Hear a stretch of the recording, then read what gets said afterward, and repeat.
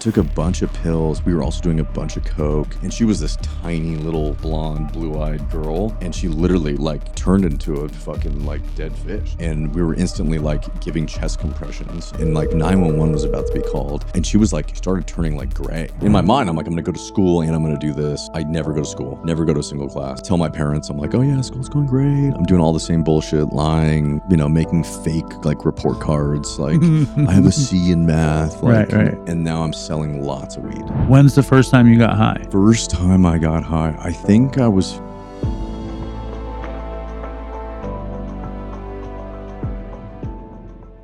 So we are in the swanky home and studio of Oak Forest founder, owner, runner, director, and Against All Odds host, producer. Yeah, I guess executive producer. He has an infrared sauna in the next room. Welcome to the show, RJ. Yeah, thank you. Thank you very much. Yeah. Also, I want the mic here the whole time. Yeah. I also have a marketing company called Mad Rose Media. Really? What does that do? Full service digital marketing agency, but all of our clients are in the medical field, like not treatment centers, like dentists, orthodontists, anesthesiologists, surgeons. Yeah, things like that. Dental implants or breast implants? Dental implants. I have to get dental implants next week. Really? I'm not excited about it. Yeah. I'm not excited about it at all. What is it? What, your teeth were just broadened out or what? I had teeth dying and they ripped them out and now they have... they got to replace them. I got to replace them where my teeth are going to spread and I get uglier. Oh, than yeah, I should. I know. Yeah, fuck. So today I got to do the Against All Odds podcast with RJ and Rachel. It was a thrill. It's a beautiful time. Yeah. And you also have a cold plunge on the other side of this curtain. Yeah. There's a cold plunge and some sort of crystal bed. Jade crystal massage bed. What is that? Okay, so it's made by this company called Sarah Gem. And I'm happy to rep them. They're amazing. I think their technology is incredible. But they've got like this cult following. They're in the marketing world. They're somebody you guys market. No, I don't market them, but I use their equipment. You shout them out. Yeah, I'll shout them out for sure. But they have this. It's a heated jade crystal massage bed that has these different programs. Anyways, you lay on it, and these jade crystals come up, and they measure your back, and then it runs a program to help massage and open up your spine. So it's like a robot bed. Yeah. And it's like something out of like Superman, Fortress of Solitude, crystals popping up into your back, massaging you. Yeah, something like that. Usually I fall asleep, so I couldn't tell you anything past about 10 minutes, but that's awesome. It's great. It seems like quite the setup. I think I came the wrong day because I would have liked to have tried all things. Yeah, it will all be set up in like probably 2 weeks. I missed out. I missed the boat on this one. Well, you can come back. Maybe I can come back. Yeah. That would be exciting. Yeah. Now, it wasn't always like this, though. No. It wasn't always king of the hill, top of the heap, crystal bed, fucking infrared sauna. No. You grew up, where'd you grow up? I grew up out here. I grew up in Westlake. This is Westlake? Yeah. So you've been here your whole life? Yeah. And I left for a little bit, like a couple different periods of time. But yeah, this is my hometown. Your folks around here? Yeah. That's nice. Yeah. Mom and dad and brother and sister, whole family. And you have a daughter. I have a daughter. How old is she? 13. She just turned 13. Right. I have a 15 and a 7. So it's a challenge. Yeah. But it's a joyful challenge. Yeah, for sure. When and you obviously own a treatment and you're in recovery and you do all these really interesting and cool things, which I'm interested in a lot of stuff. But first I want to know, when's the first time you got high? First time I got high, I think I was 15 and a half. In this town? In this town. Where were you at? I was at my house, my parents' house. Yeah, it was my stepbrother. He got me high for the first time. We smoked weed. I was like an anti-drug user. You were an anti-drug user. 100%. So what changed? Okay, so I had this group of friends in high school, and me and this group of friends, like this whole group of friends I'm still friends with today, they all went on to become like lawyers and work for huge corporations and went to great colleges. And that was my friend group. And we all kind of like made this pact. We were kind of nerds. We played video games and like And we made this pact, like, we're never doing drugs, right? Like, all of us were like, never doing drugs. Athletes or no? No, not athletic. Nerdy video game. Yeah, like maybe one or two of us was kind of athletic, but we were not athletes by any means. But we made this, we were like, we're never going to use drugs. Drugs were just not going to be a part of our story. And then one at a time, somebody would smoke weed, right? And I was like the last holdout, right? So like somebody smoked weed, I'm like, I can't be friends with you. Next person smoked weed, can't be friends with you. And then everybody in the friend group had smoked weed except for my best friend, Daniel. Okay. And so me and Daniel were like the last holdouts. I defriended everybody. I'm like, I can't, if you're going to be getting high, like we just can't kick it. And then I found out Daniel was lying to me. How did you find out? I don't know. I can't really remember. I just remember, like, I think it was maybe another friend said something, or Daniel was like, dude, it's not as bad as you think. And I'm like, what are you talking about? What are you holding out on me, Dan? Yeah, what do you mean it's not as bad as I think? Like, you know what I mean? It was something like that. And I remember just being like, how could this happen? Dude, it was like betrayal. I didn't even have a girlfriend ever at this point. You know what I mean? And it was like that, like your girlfriend cheating on you or something. Like it was like just devastating, like, dude, we were like, this is like a blood pack, you know what I mean? And so I'm like, I can't be like, you're out, dude. Like, I'm sorry. But really, they were all friends. And there was just me. Well, you were scared to do it. You were scared of losing your friends. And you were like, and then you lose all your friends, basically. And then how do you succumb to it? Yeah, I don't know. I think I just like, I had this, I think maybe I was a little scared. I think I was also just like really committed. I was just like this really committed kid that was just like, I said I'm going to do this, and like very stubborn. And then I was at home for like the next couple of weeks hanging out with mom, right? It was like mom would cook dinner, and I remember we were watching that show on HBO, Weeds. Yeah. Remember that show, Weeds? I do. Yeah, so Weeds, it was during that time when Weeds was coming out. And I remember my mom and I were watching Weeds. I think it was on Cinemax though, not HBO. Was it? But it doesn't matter. Keep going. Or Yeah, Showtime. Showtime, Yeah, maybe. Maybe it was Showtime. It doesn't matter. But we would watch Weeds, and she would cook dinner, and I would just be at home. And I remember at one point my mom like kind of asked me like, "Oh, why aren't you hanging out with your friend?" You know what I mean? And I was just, and I remembered like dude, one morning I was like crying. Like I was just like legitimately crying. Like, what the fuck am I gonna do? Like I have to go to school, and it was like, fuck it, That's kind of where I got. I was like, and I had this idea in my head that like, I thought it was really weak that somebody would inhale the smoke and they would act or be different. Yeah, like it was fake. I just thought it was ridiculous. I felt the same way. I just thought it was such a lack of control of mental faculty. Like, what are you talking about? I saw it as anybody who drank, smoked cigarettes, or smoked weed were just posers. Right. And they just were trying to be somebody that they weren't. It disgusted me. So I went into it. I remember I was like, okay, I'm going to do this, but I want to do it to prove that I'm not going to be high. That makes sense. Because did you have like this belief that if you smoked weed, you wouldn't change, and they were just acting? You didn't understand what was going to happen. I'm like, that's retarded. Like, what? I'm like, there's no way that this is going to go inside of me, and then I'm going to be different. Like, what do you? I don't. That's interesting. Your core belief system would not allow you to believe that weed worked. It could not. It could not. So who were you with when it happened? It was my stepbrother, and it was late at night, and it was in our parents' house.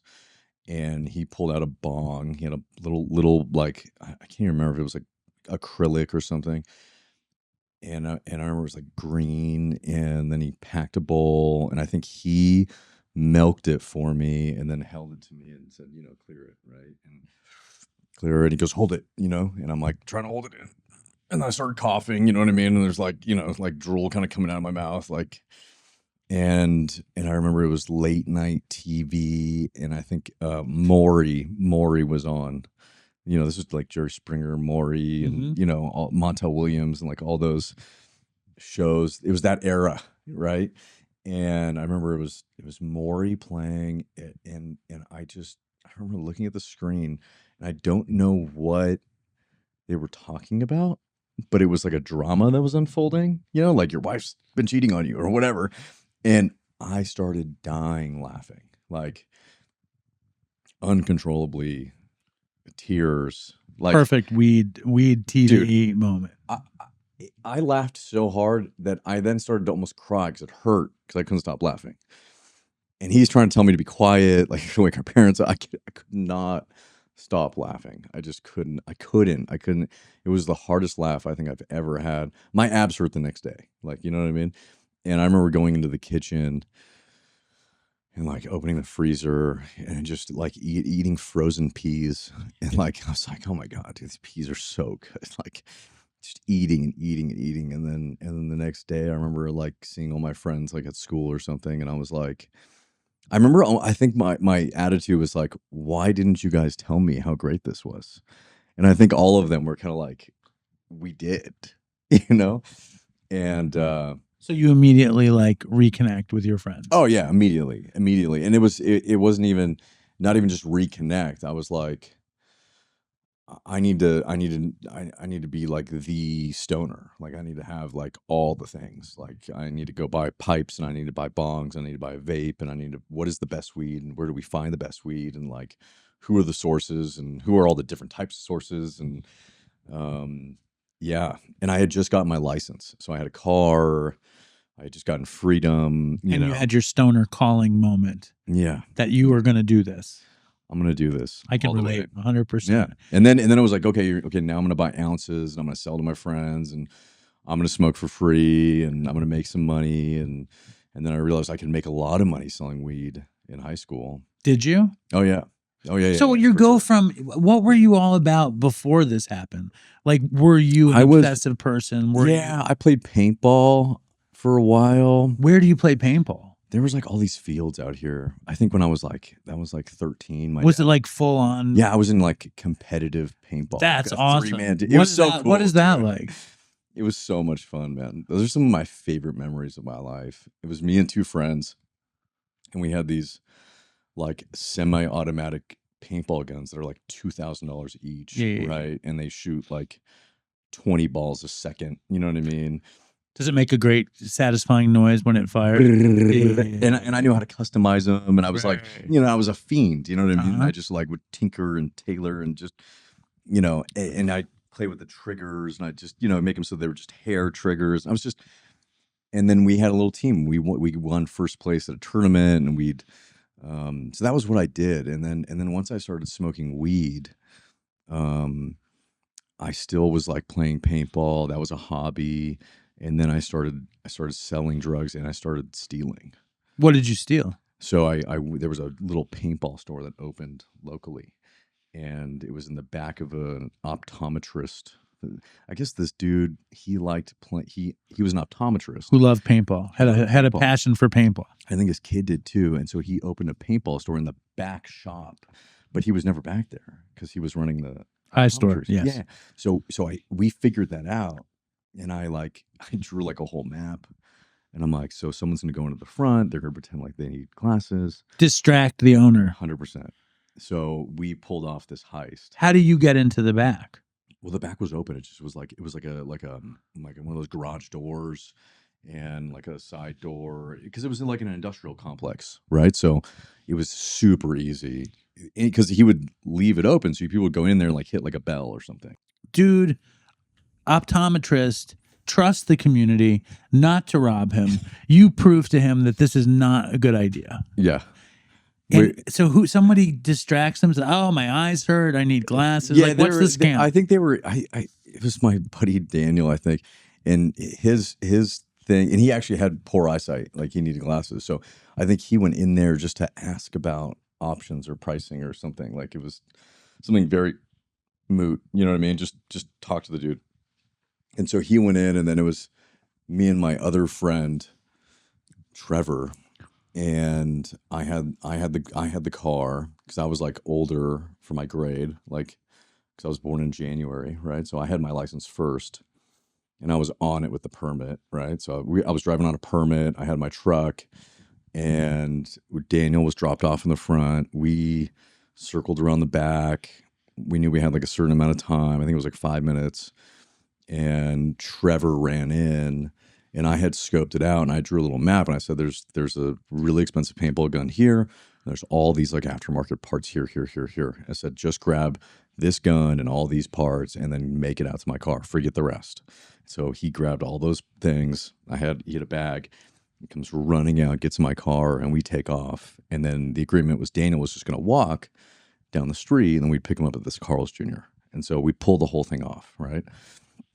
And then I go on a trip like that weekend with another friend to Lake Shasta. And the paintball owner, the store owner, posted a wanted sign at all the paintball fields. Did he know it was you? No, but he said, like, you know, I've been robbed. He picture of the gun, what kind of gun it was. If you like, see this gun, it's stolen. Right. It's stolen, and there's an award. It was like $1,000 reward or something, or $500. And I had this stepbrother, the dude I first got high with, who was he was a dick. Yes. Right? Like yes. he paintballed too. Yes. And I was gone at Lake Shasta this weekend, but he went paintballing, and he saw the reward posters, right? And then he came back home, and he saw that I had a new gun. Oh, God. In my room. And so he, while I was gone, ends up turning me in. Yeah. So what happened? Collected the reward. So I come back from Lake Shasta, and I get to my car, which is at my friend's house, and my dad put a note on the windshield. Come home immediately. Like some, you know what I mean? It was like, come home or call me immediately. It was bad. You know what I mean? I read it and just knew it was bad. And I was like, fuck. Oh my God. I remember like I went to my mom's first, and she's like, and my mom knew, but she wouldn't tell me what was going on. She's like, you need to go to your dad's. And it was late. It was like 10 o'clock. And I'm like, so I drove home, and I'm like, maybe he's asleep. You know what I mean? And I like snuck up to my room, and I remember I woke up my brother. And I bring my brother in my room, and I shut the door and I lock it. And I'm like, and I'm like, what's going on? And I went to go look for the paintball. Step brother or real brother? Real brother. Okay. And so then I go look for the paintball gun, and I had this like chest. It was like a lock chest. And I open it, and there's just the flyer. The reward flyer? Yeah. And you see it and your blood goes cold. Oh my God, dude. I was like, my life is over. Yeah. You know what I mean? Yeah. And I'm like looking at my brother. I'm like, oh my God, dude, do you know anything about this? And he didn't know anything about it, right? And I'm like, fuck, dude, fuck. And we're sitting there, and imagine, I'm like 15 and a half, right? And I'm just like, fuck. And my little brother's what? He's like 12 or something, 3 years apart. And we're both just sitting there like, oh my God, dude, this is terrible. It's maybe like 11 o'clock. And all of a sudden, knock on the door. It's my dad. And I'm like, oh boy, open the door. He comes in. I also had this heist where I was stealing a bunch of shoes from this place called Copeland Sports. And I had all these new shoes. And when my dad came in, he opened the closet and said, did you notice anything different? All the shoes were gone. Wow.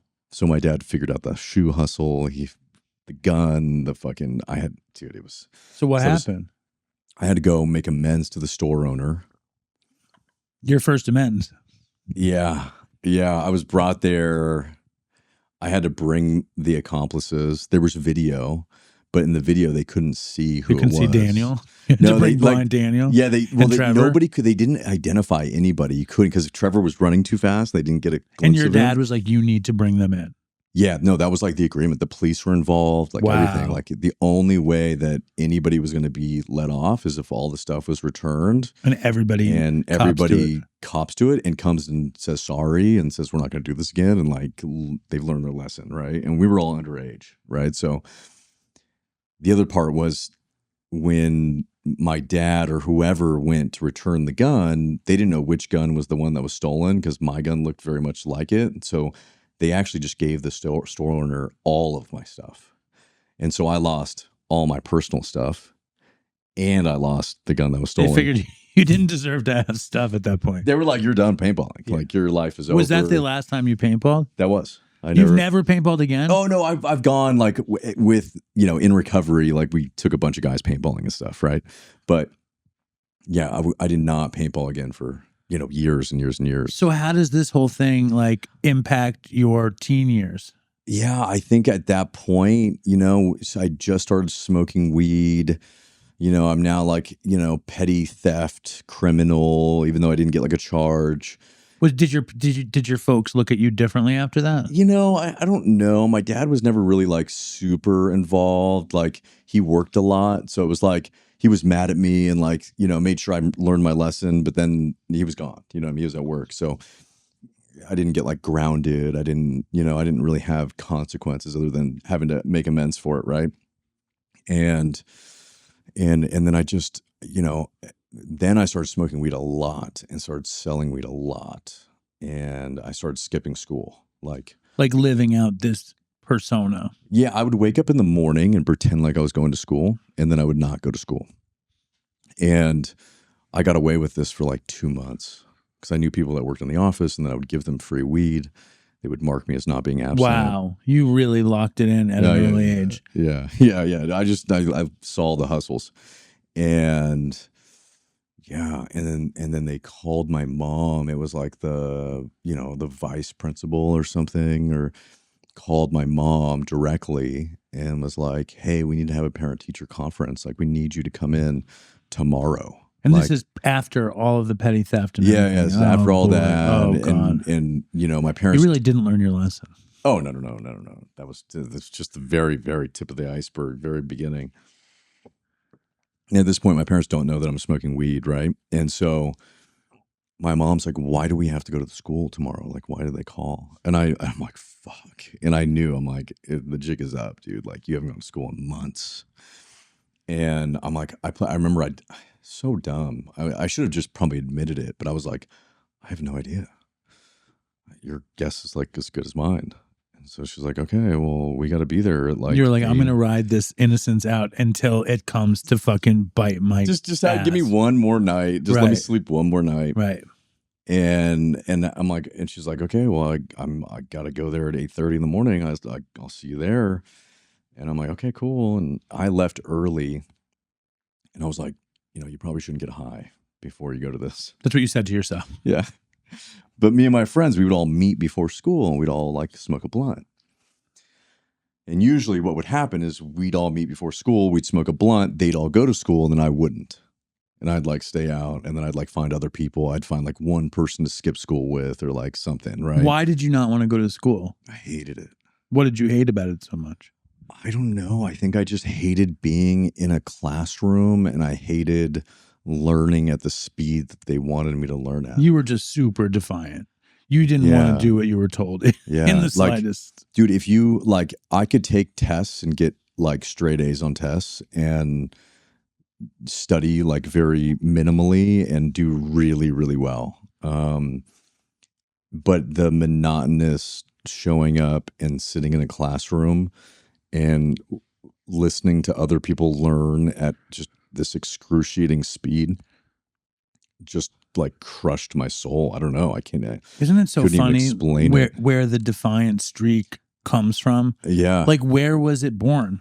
Like you had some normal childhood, and then it's like, normal. And then it's like, bam. Dude, it was like it was a certain level of like inability to tolerate, if that makes sense. Sure. Like, I think the defiant nature came from not necessarily being like directly defiant, like, "Oh, I don't want to do this, fuck you." It was more like, my tolerance threshold for this is so low, I can't sit with it. I'm so uncomfortable that like, if given the opportunity to not have to sit in that discomfort, I won't. And that's really, I think, where it was like, that's where things just, took a turn for the worst, right? So, isn't it amazing though? Like because like I was on your show this morning and telling my story and tracing like where the addict emerges and the decisions that get made so that we become this almost unrecognizable person. Yeah. So what happens? You go to school with your mom. Yeah. So dude, that day I remember, we still talk about this day like at Christmas. You know what I mean? Like this is like a historic day in my family, especially for my mom, right? So up until this point, like I'm my mom's perfect angel, right? And was against drugs, and I would watch Weeds with my mom, right? Like, I was like, I'm not, So now she got there before me. I remember she was inside the main office, and I'm walking up and the windows are tinted so you can't see in. And it was the morning and it was cloudy out, so it was dark and I couldn't see in, but she was standing inside and she could see me walking up. Okay, so I get there and I open the door, and I remember I opened the door and it's like all those fluorescent lights. It's like so bright, but I smoked a whole blunt before. So you were not prepared for what was coming. An entire blunt. Right. And my mom, right when I opened the door, she goes, "You're high."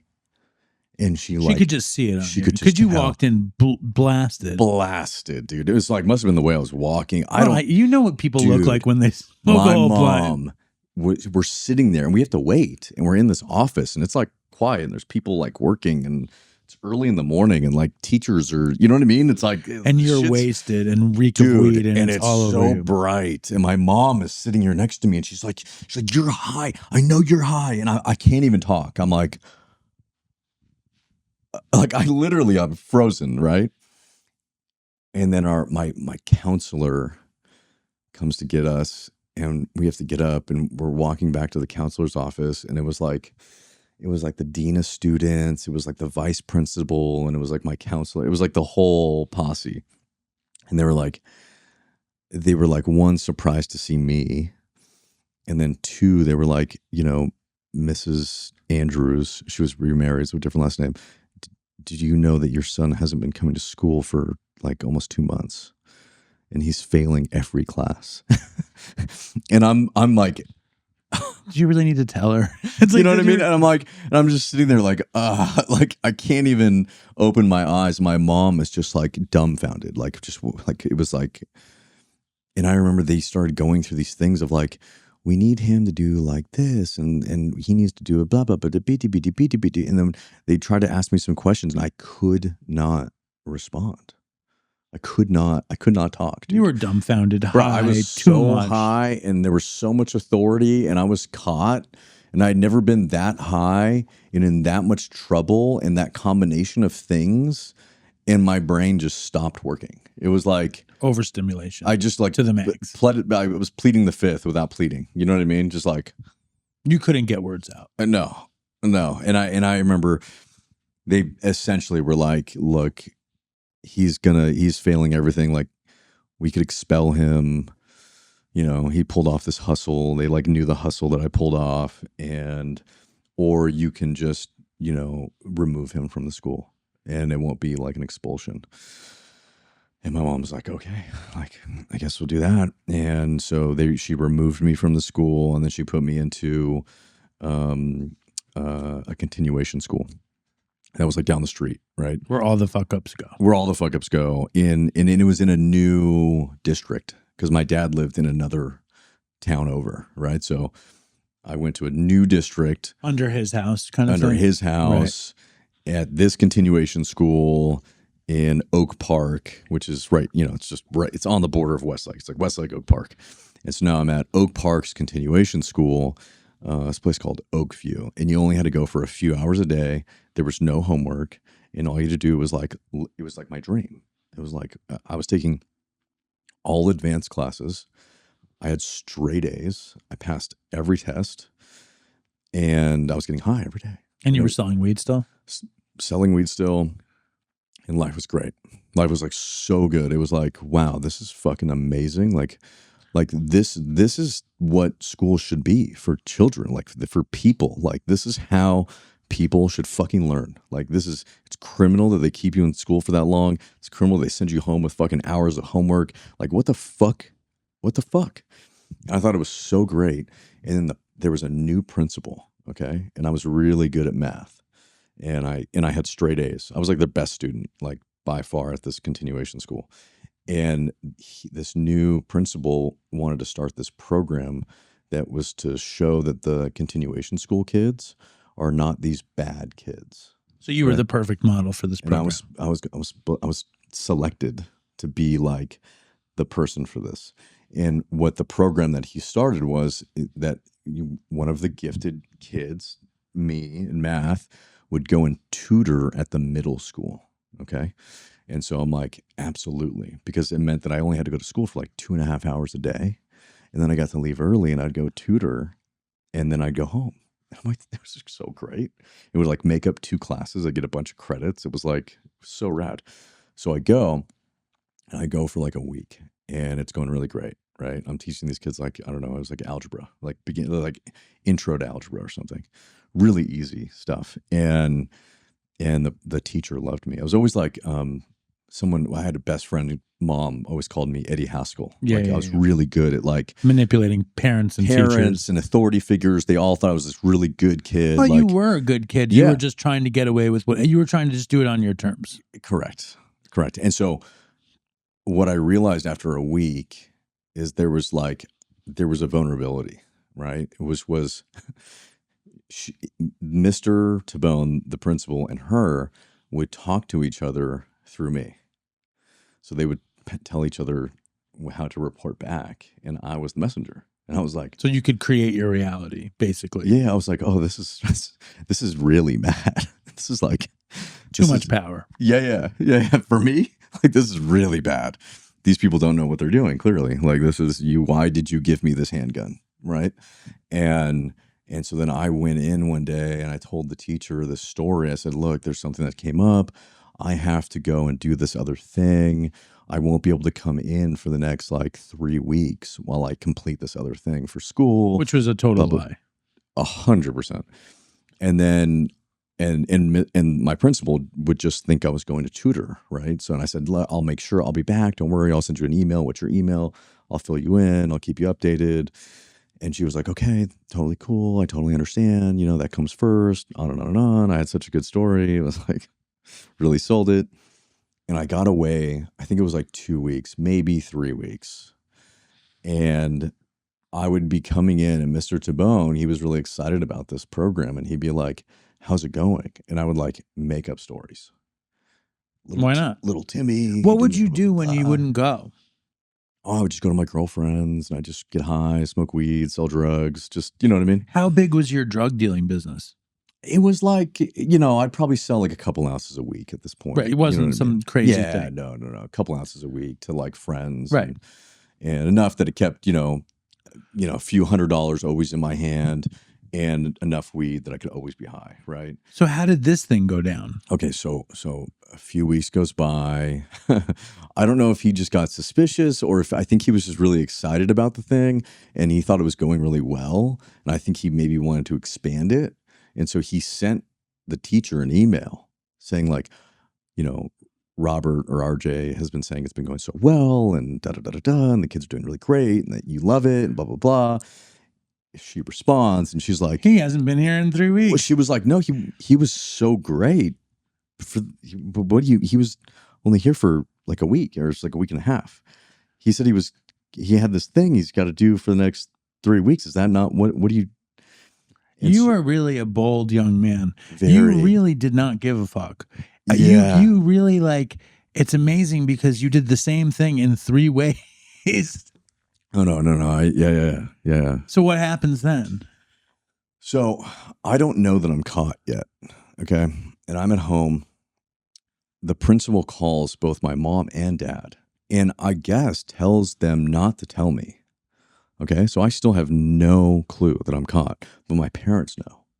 And I drive to school like on any other normal day. It's in the morning, and me and all my reject friends would hang out, and we all smoke weed and get high. And I'm walking into the classroom or into the school, and I'm walking, and my mom drove this like white X3 BMW, I think at the time. And I'm like, that looks like my mom's car. I'm like, no, that can't be my mom. Like, and I keep walking. And I think my dad drove like this, like Mercedes or something. It was like this champagne, no, Cadillac. I see my dad's exact car, like further up, and I'm like, is that my? I remember my heart just kind of being like, no, dude, you're tripping. You're high, I'm sure dude. You're like, this feeling feels familiar. Yeah, somehow. no, right? It was like the shoe is dropping, but maybe it's not. Right. Maybe I'm gonna. Maybe something happened. Maybe my brother's dead. Maybe I'm okay. They came to tell me. I'm like, fuck, I can do it, but I just bring me back. Yeah. I just remember this, dude. Yeah. And I'm so stoned too, right? And I'm walking. Is your brother still alive right now? Yeah, Thank of course. God. Okay. Yeah. That would have been crazy. That'd been horrible. So I'm walking I'm going by the office, but there's windows, tinted windows, so I can't see in. They can see out. And an office aide, I'm like I pass by the door, and I think I'm free. And I'm about to go into my classroom, and the door opens, and the office aide goes, RJ? And I'm like, fuck. And I turn around, and I'm like, yeah. And he goes, you're gonna need to come in the office. And I'm like, oh no. And I come in, and I come around the corner, and my mom and dad are both sitting there. And they're like, why are we here? And I guess they didn't know yet, right? But they knew that I was in trouble. And they knew, like, apparently not to tell me. And I'm sitting there, and again, I'm so high. I can't even come up with a story. Because I don't even know maybe what I'm in trouble for. So like, and then principal opens the door, brings all three of us in, and he turns his computer screen around and has them read the email chain. And like, they figure it out, right? And he I remember he turned it back, and I remember he had this whole speech about how one, how I was lying to him, and two, how I've made a fool of him. Right. Classic Ferris Bueller kind of thing. And he was, I remember this was the first time that I had done something that I didn't think was that big of a deal. But I saw somebody who I didn't know him. He was like the principal, right? Like you maybe have had like 5 conversations with him.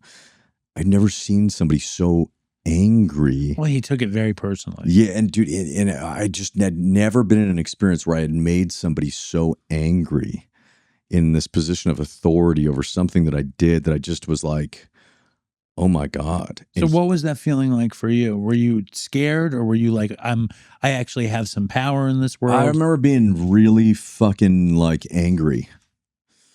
Not at them, just angry. Like, fuck. Like, why did I use the gun? Right. Does that make sense? Yeah. Why could I not just go along with this? Why did I have to pick up the gun? Right. Like, why when they give me the gun, do I pick it up? Right. You know, like it's just, why is it that I am somebody that sees the opportunity and I cannot help but press the button? Well, you were a gifted youngster, and a child needs to explore the boundaries of their reality. Fucking things that I needed to. If I could see the button, I just wanted to know what I could do with the button. Yeah, of course. And I remember just being so angry, and he immediately expelled me. It wasn't even a suspension. I had 0 priors. I was like star student. I had straight A's. Like I was like, and it was an immediate expulsion. He was like, you were kicked out of my fucking school. You're never to return to this district. And I remember my parents, you know, they were like, oh my God, like this is, you know, my dad's like, give me the keys to the car. And I've got bongs and weed. And I'm like, fuck you. You know what I mean? And he took the keys, and I ran home, and I had a motorcycle. I had a Honda 200, XR 200. And I ran home, and I grabbed my Honda, and I packed a backpack, and I took off on my motorcycle. And I like lived at friends' houses and continued selling weed, and didn't go to school for maybe like a month. And then my dad was like, look. Well, you were expelled. Where were you supposed to go? Well, they were going to put me in another continuation school, right? And so my dad didn't want me. I was literally riding a dirt bike like everywhere, right? And being chased by the police and like disappearing in the hills. Here in California, I knew every trail. And then my dad like sent me some sort of message and was like, if you bring back the motorcycle, I will give you the car. Like, I don't want you riding the motorcycle in the streets. He just wanted to practice harm reduction. Yeah. Keep you alive. Like, you can have the fucking car, bring the fucking motorcycle back. So I brought the motorcycle back, did an exchange, got the car. And then I enrolled in this continuation school that was in Newbury Park, which is like the worst of the worst. There's a bunch of kids from like Ventura. It was like mostly like Latin community.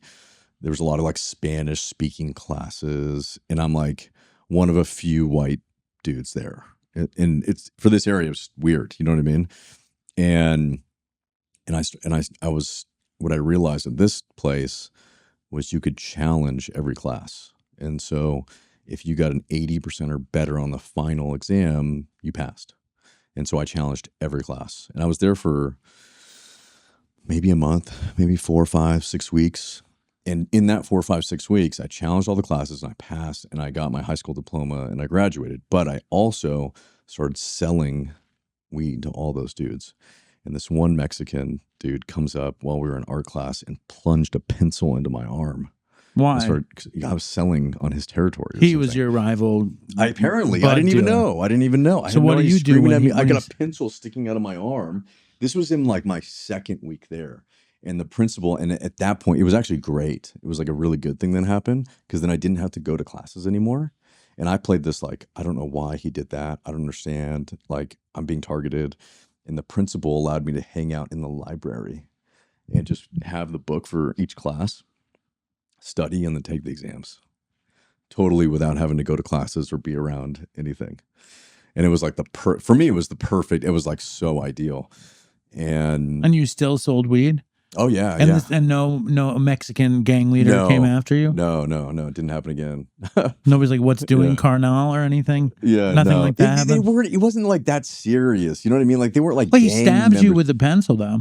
He did stab me with a pencil. Did you ever talk to him? Did you ever get retribution? No. I wanted nothing to do with it. Right, of course. I wanted nothing to do with it. I was like, I don't want anything to do with this. And so then I graduated, and then Did you go home? Were you at home again?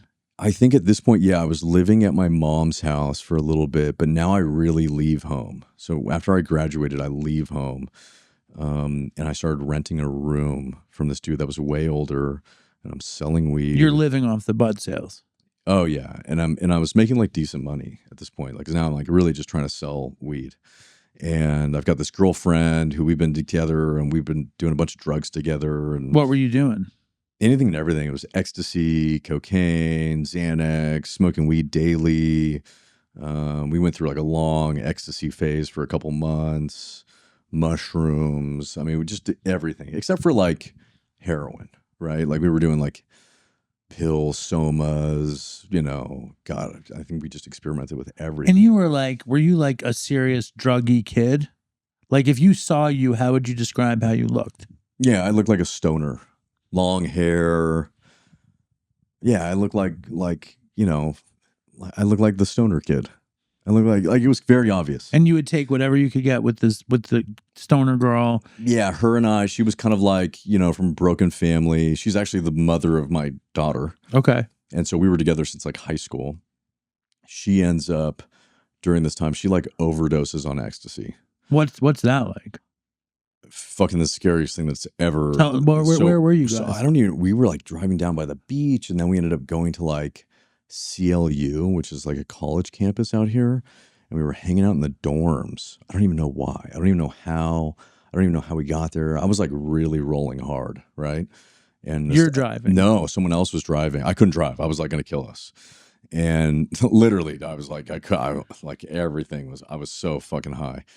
And we end up at the CLU like dorms, and she like stops breathing. Like she like literally like is like dead. You rarely hear about anybody overdosing on ecstasy. But I think what happened was, so we took a bunch of, if ever, I don't think I've ever heard that. We took a bunch of pills. We were also doing a bunch of coke, and we were also taking like some Xanax. We were taking a lot of shit.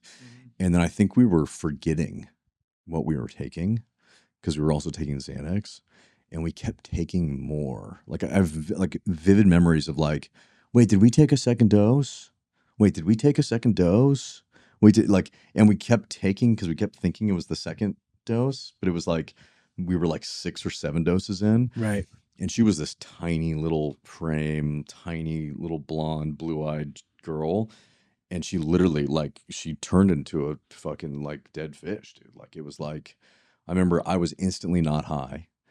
And we were instantly like giving chest compressions, and there was other college kids there that were not high, and they were all freaking out. And like 911 was about to be called, and then she was like, she started turning like gray, like, and then she the CPR worked or whatever. Like I don't know if it was the CPR worked or she just kind of like her nervous system kicked in, yeah. Right, and she like came to. But like, dude, like didn't know her name, like she was like so not who she was 5 minutes ago. And I'm freaked out. I'm like, she needs to go home. Like we need to take her home right now. Like we need to go. She goes home. Anyways, her mom starts to find out like this is really fucked up because the whole next day she was like, her brain like didn't work. Like Of she course. was like she was mush, dude. Mm-hmm. And mom calls her dad. Her dad was super wealthy, and it was like a day later, 2 days later, they came and got her in the middle of the night.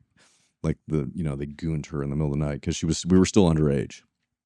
And she was living in your room? No. She was staying at her mom's. Because now imagine, like, she's like overdosed. Like I brought her to her mom's house, and her mom would like let us get high, and like Right. her mom was like, kind of like a cool mom. Right. But now it's gone too far. Your life kind of reminds me of the old movie Alpha Dog. Did you ever see Alpha Dog? It's a little Alpha Dog-ish. Yeah, it was without the murder. So far. Without the murder. Yeah. I feel like that was around here too. That was, dude. That was the same. That's like same era. Okay. Yeah. That kid went to a school like in really Calabasas. I think. True Love. Yeah. Johnny True Love. That movie's fucked up. Yeah, but that was right here. See, that was right here. So I'm painting the right picture in my head. That was the era. That was like kind of the groups of kids that we hung out with, and No Limits. Yeah, and then we had a bunch of friends that had lots of money and came from families that were like super wealthy, and you know what I mean, and dude, and in this really safe community, which is like Westlake. Like I got pulled over tons of times, and like the cops just let me go because they knew you, or didn't know me. They were just like, you can go home. Like you're from here. Like, well, look after your own kind of thing. And I remember when she got sent to Wilderness, I collapsed. That was her being gooned. Yeah, they gooned her and they sent her like outward bound kind of thing. Exactly. Okay. Yeah. Like she's gonna be hiking in the mountains for fucking months. You know what I mean? That'll straighten her out. And I completely melt down. Right. Like at this point, like I'm like, what's the point of anything? Like she was my whole life. You love this girl. At that point. Sure. I mean, super toxic. You know what? We're like codependent 17, 18-year-old kids. Mm-hmm. You know what I mean? Like, and we're just doing drugs all the time. But she's gone and I can't talk to her. And so I remember taking like lots of Xanax and smoking lots of weed. And I've crashed a car and I've already gotten a DUI at this point. And my life is just a mess. And I remember going to meet with my mom and dad. And my dad gave me two options. He was like, you can go to community college, but it has to be out of state. And I'll like set you up like in an apartment, but like out of California. Like he wanted me to go make new friends or whatever. And that sounded like death, like school. Like I just couldn't imagine going to school. And I'm like, what's option two? And option two was I will buy you a one-way ticket to Sydney, Australia. And I won't give you any help, and you're gonna have to stay there for like 6 months, and you're gonna have to figure it out. And I was like, all right, well, let's go to Australia. Yeah, that's crazy. That's a weird solution. I'm 18, and it doesn't work. By the way, spoiler alert: this is not a good path. It does not work, but it taught me a lot about work ethic. I can tell you that because I was 18. Where do you wind up in Sydney, Australia? So I land in Sydney, and why Sydney, Australia? Why everywhere in the world does he decide to send you down under? Because he was like, one, it's the other side of the world. And two, they all speak English. Three, it has. You're not going to freeze to death. It has this incredible travelers like network.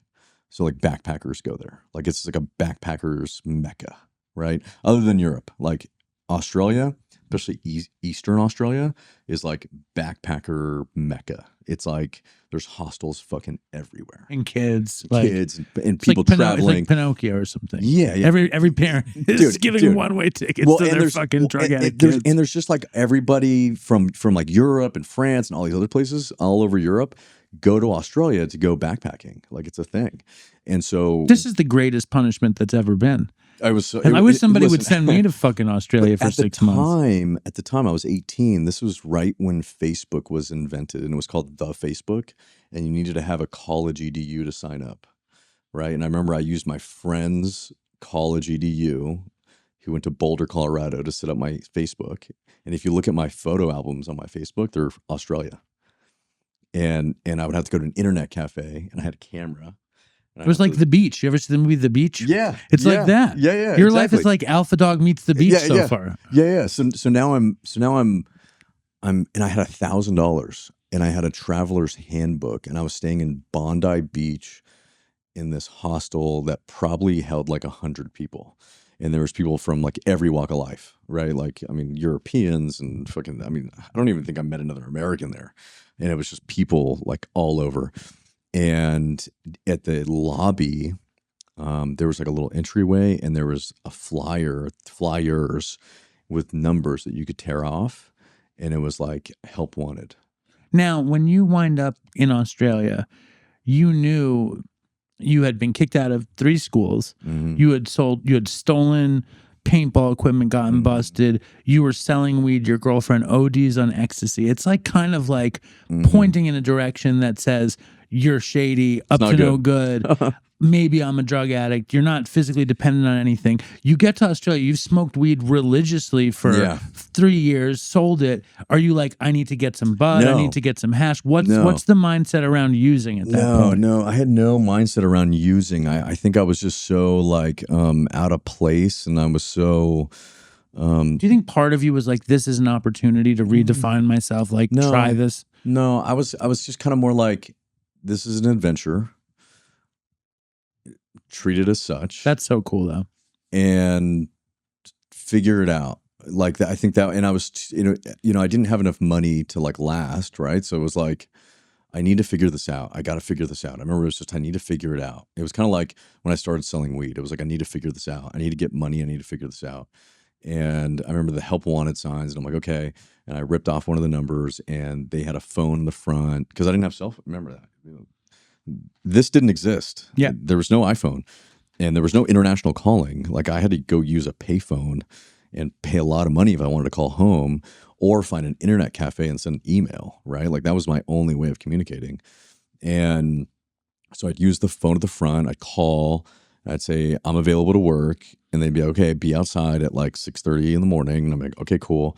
And so I'd go outside, and they would say like, bring a sack lunch or whatever, right? Or bring $10 for lunch, or they'd like tell you what maybe just some things that you needed to bring, like wear boots or wear jeans or whatever. And so they'd tell me what to do. And then I'd be out there at 6:30 in the morning, and a van would pull up, and they stopped at multiple hostels. And this was their illegal labor that Australians use, are backpackers. Right, so backpackers are like the Mexican under the table. of Australia. Exactly. It's so fascinating, and it's a bunch of Europeans and like Swedes. Well, it's a like, win-win too, right? They paid so well. Like I was like, wow, I've never made so much money working such shitty jobs. And I was working in downtown Sydney. I did like bricklaying. I did. I did everything. I worked on chicken farms, berry farms. I worked for this dude that had a tile company, and I just saved my money for like about a month, and then I bought a car. I bought this Land Rover Discovery, and then I met these 3 dudes from the Swedish National Guard that were backpacking, and I'm like, look, I don't know how to survive. I'm a kid from California. You guys know like how to survive anywhere, and they were like a unit, right? And I'm like, I'll drive us. You keep me alive, and we'll all share gas. And they were like, let's do it. So we went from Sydney all the way up to Cairns, to the very most northern point of Australia, and stopped in like every city on the way. And we camped, and we stayed on Fraser Island and got caught in storms. And I saw all of Australia and partied. Like, I probably smoked weed like once or twice the whole time I was there. There was a big drinking culture. But again, I didn't drink that much because I was like, kind of like, I don't know where I am. So I didn't really like to lose control. And then we made it up to Cairns, and then we got certified as scuba divers. Amazing. And then we worked on dive boats. And then I dove a bunch of the Great Barrier Reef. And then I got an email. How was the Great Barrier Reef? Oh, it was amazing. Was there still color in it? Is there no color now, or is there still color? There's parts of it that are dying, but there's still lush parts of the Great Barrier. The largest living organism on the planet. Yeah, there's huge portions that are okay, thriving. Good. And so I did shipwreck dives, I did night dives, I did shark dives. That's one of my great dreams is to scuba dive. It's the coolest thing. It is, right? There's nothing else like it, man. It's like being in space. I think I can learn a lot from you. It's the coolest thing. It's like the closest thing you could imagine to probably being out in space floating. Well, I always feel like swimming is the closest thing to flying. Yeah, Like yeah. it's the most amazing thing. If you're 90 to 100 feet below the surface, and the surface is so high up that it's like you can't, it's like gone, it's like disappeared, but you're in clear enough water that it's light still, you literally you can like go upside down and just be float, and it's like you're in space. You lose all sense of Gravity. Yeah, what's up, what's down, what's left, right. You just get, and it's such a trippy feeling. I've been tripped out lately just by water in general. Like that there is all of this very swimmable places, and you just get in and all of a sudden everything is crazy. It's like so surreal that there are these pools that you get into and gravity leaves and nobody talks about it. Nobody thinks it's a weird thing, but it's an incredible phenomenon. Water is insane. It really is. It's most of the planet. And us. It's most of the fucking planet. And it's most of us. We're like 80% water. And here you are like, I need to, there are things you're teaching me in this talk, because I can't wait till the bottom falls out and everything. Yeah. But there are things that you're teaching me in this, and before the talk, when you talked about hiring people, and it's like not being cheap. Like my biggest dream was to get scuba certified with my daughter, but it's like $1,000 each, and I don't feel like spending the money on it. But it sounds like I should really do it, right? Oh man, yeah. All right, it's such a good. All right, back to Australia. Don't listen to me. Back to Australia. So now I'm up in Cairns, and I'm checking. I'm going to the internet cafe like every couple of days, like checking, because I was sending my girlfriend emails. Mister. Exactly, and she's gone. She's like in boarding school now, right, or whatever, and she sends me an email, and I'm like, no fucking way.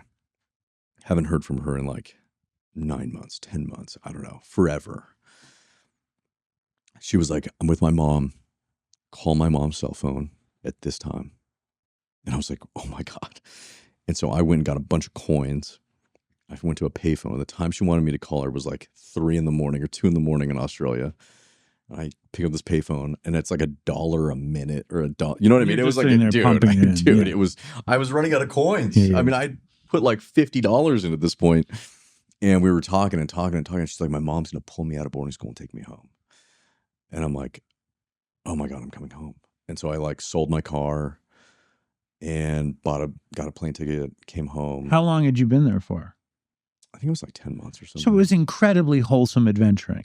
Oh yeah, like no fucking meth in Australia. Shit. No, it was like such wholesome adventure. If you go on my Facebook, you see there's all these photo albums of me in Australia diving the Barrier Reef and hanging out with kangaroos and fucking on islands, and I mean, amazing. Dude, yeah, it was cool. It was like a really cool thing.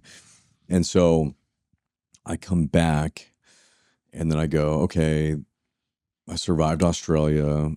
Okay, I'm ready to go to school now, but I want to go. I want to go to Santa Barbara. Okay, UC Santa Barbara. No, just SBCC Community College. Okay, I didn't have the. I was kicked out of every high school. You know what I mean? Uh-huh. I barely had a GED. You know what I mean? So I sign up for classes. I get an apartment, and I came back from Australia, I think, with like 15 grand. Like saved, because I bought this car. I sold the car for way more than I bought it for. You were way ahead. Fucking, yeah, it was like I thought I was like I was killing it. You were killing it. And I've got the girlfriend back, and I don't have a car because I crashed it and gotten a DUI. And I move up to Santa Barbara, and I sign up for all these classes, and I had the best intentions. I'm gonna go. I'm gonna do it. I'm gonna commit. And I went to a hydroponic store. And I was like, I wonder if I could just like grow a couple weed plants like in my apartment, just for fun. Like I'll just grow like just to see, you know what I mean? And one of the classes I signed up for was botany. And so I go to this hydroponic store, and of course I just don't go like little, like I don't just buy like a little setup. I've turned my entire closet into a grow room. I mean, hold on for a second. Just so you see the kind of person you're dealing with right now. Yeah. Like you turned your entire house into a fucking podcast studio. Wellness studio with fucking infrared sauna, crystal jade bed, and cold plunge. It's very interesting how similar these things are. Yeah. So you set up the whole place as a weed grow. 2 400-watt HPS lamps. I build my own hydroponic system. I bought all this Tupperware, and then I built a sprinkler system, and it was like irrigation and the whole thing. Timer. So hold up though. At this point, are you like, I'm gonna fucking be the alchemist and turn seeds into gold and get rich, and I have this plan and it's gonna work? Oh, 100%. Okay. Yeah. Because I was like, listen, if I have 15,000, I need to make it 30,000. Right. And in my mind, I'm like, I'm gonna go to school and I'm gonna do this. I never go to school. Never go to a single class. Right. Tell my parents, I'm like, oh yeah, school's going great. I'm doing all the same bullshit, lying, making fake like report cards. Like I have a C in math. Like, right. Like none of it was true. And now I'm selling lots of weed. And then how's the bud? What kind of bud are you growing? I was growing, it was Northern Lights and Blueberry Kush. Oh, delicious. Yeah. And I was on these forums, and that's where I was getting all my information. I was on these forums and I'd post every day and the updates and what was do you remember pictures. your code name? Did you have a good code Green name? Coast. Green Coast. Yeah. Green Coast 88 or something. I think that board still exists somewhere, maybe. And it literally, I posted every day, and these guys would give me feedback. The moderators would give me feedback. They're like, do this, trim here, do that, blah, blah, blah. I was like, very helpful community.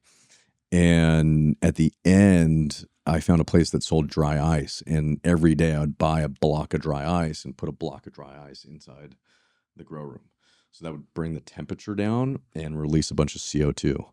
And so that would make the plants flower quicker or something. It would make it so if you can bring the temperature down and fill them with CO2 because it's their food, it would make them turn more purple. Yes. Right. So which is the purple though? Both of them turn purple, but the blueberry just turned purple fucking, like it was crazy. And isn't it amazing what purple huge cones, what purple tastes like? The taste of purple, it's just like the greatest thing that's ever been. People, when I trimmed it all, were all just like, "What the fuck? This is crazy." I mean, this was when the medicinal cards were just coming out. Yeah. Weed was still like very not legal. How purple? Just a sidebar here, because I don't know. I haven't bought weed in 10 years, and I couldn't find bud that was as purple as I would have liked. I always wanted to find. This stuff was purple, man. Like that purple. Like purple. But okay, keep going. We'll circle back on the purple. Okay, so then I'm selling weed in Santa Barbara, but my girlfriend lives down here, and she was having to drive up, and I didn't have a car because I had a DUI and I totaled my car. And she when was that? When did we before I went to Australia. Okay, right. So I still hadn't resolved it. And she was getting sick of having to constantly drive up to Santa Barbara. So I'm like, okay, I'm going to move down to Moore Park, which is right here next to Westlake, and there's Moore Park City College. So I told my parents, I'm going to go to Moore Park City College. I want to be closer to home. I'm doing good in school. I'll transfer, blah, blah, blah, blah, blah. I get an apartment in Moore Park. And now I go from, I'm not going to grow anymore. Fuck that. I knew this dude that knew this biker gang that they would front me 5 pounds at a time.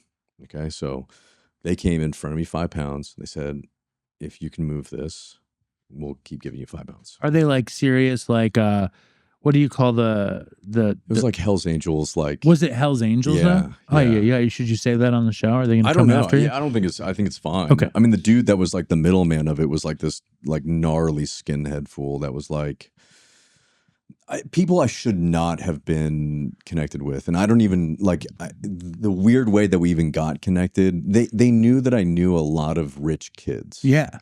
And so it's so alpha dog. I was like, there's that skinhead fool in alpha dog that's connected to the rich kids. Anyway. But and I was like a conduit. Sure. You were the go-between. And you gave up your grow. You give up the grow. Yeah, well, fuck that. I'll take this stuff, and I had the money, so and they were fronting me, so they fronted me 5 pounds. I sold it. This is going well. I got like another 5 pounds, sold it. Got another 5 pounds, sold it. I had this roommate that moves in with me, and he's now sober a long time, but he was kind of fucking retarded, and he was working at Apple, okay, and apparently he was stealing from Apple and gets caught, gets fired. And he was renting a room from me and he couldn't pay rent. And he was like, the sob story and blah, blah, blah, blah, blah, blah. And I'm like, he's like, can you just front me an ounce? I'll sell to people that I know and then I'll pay rent. I'll be able to pay the rent. Okay. And I really didn't want to. I really didn't want anyone else involved. Like, I was so like manicured and clean about it. And it was perfect, right?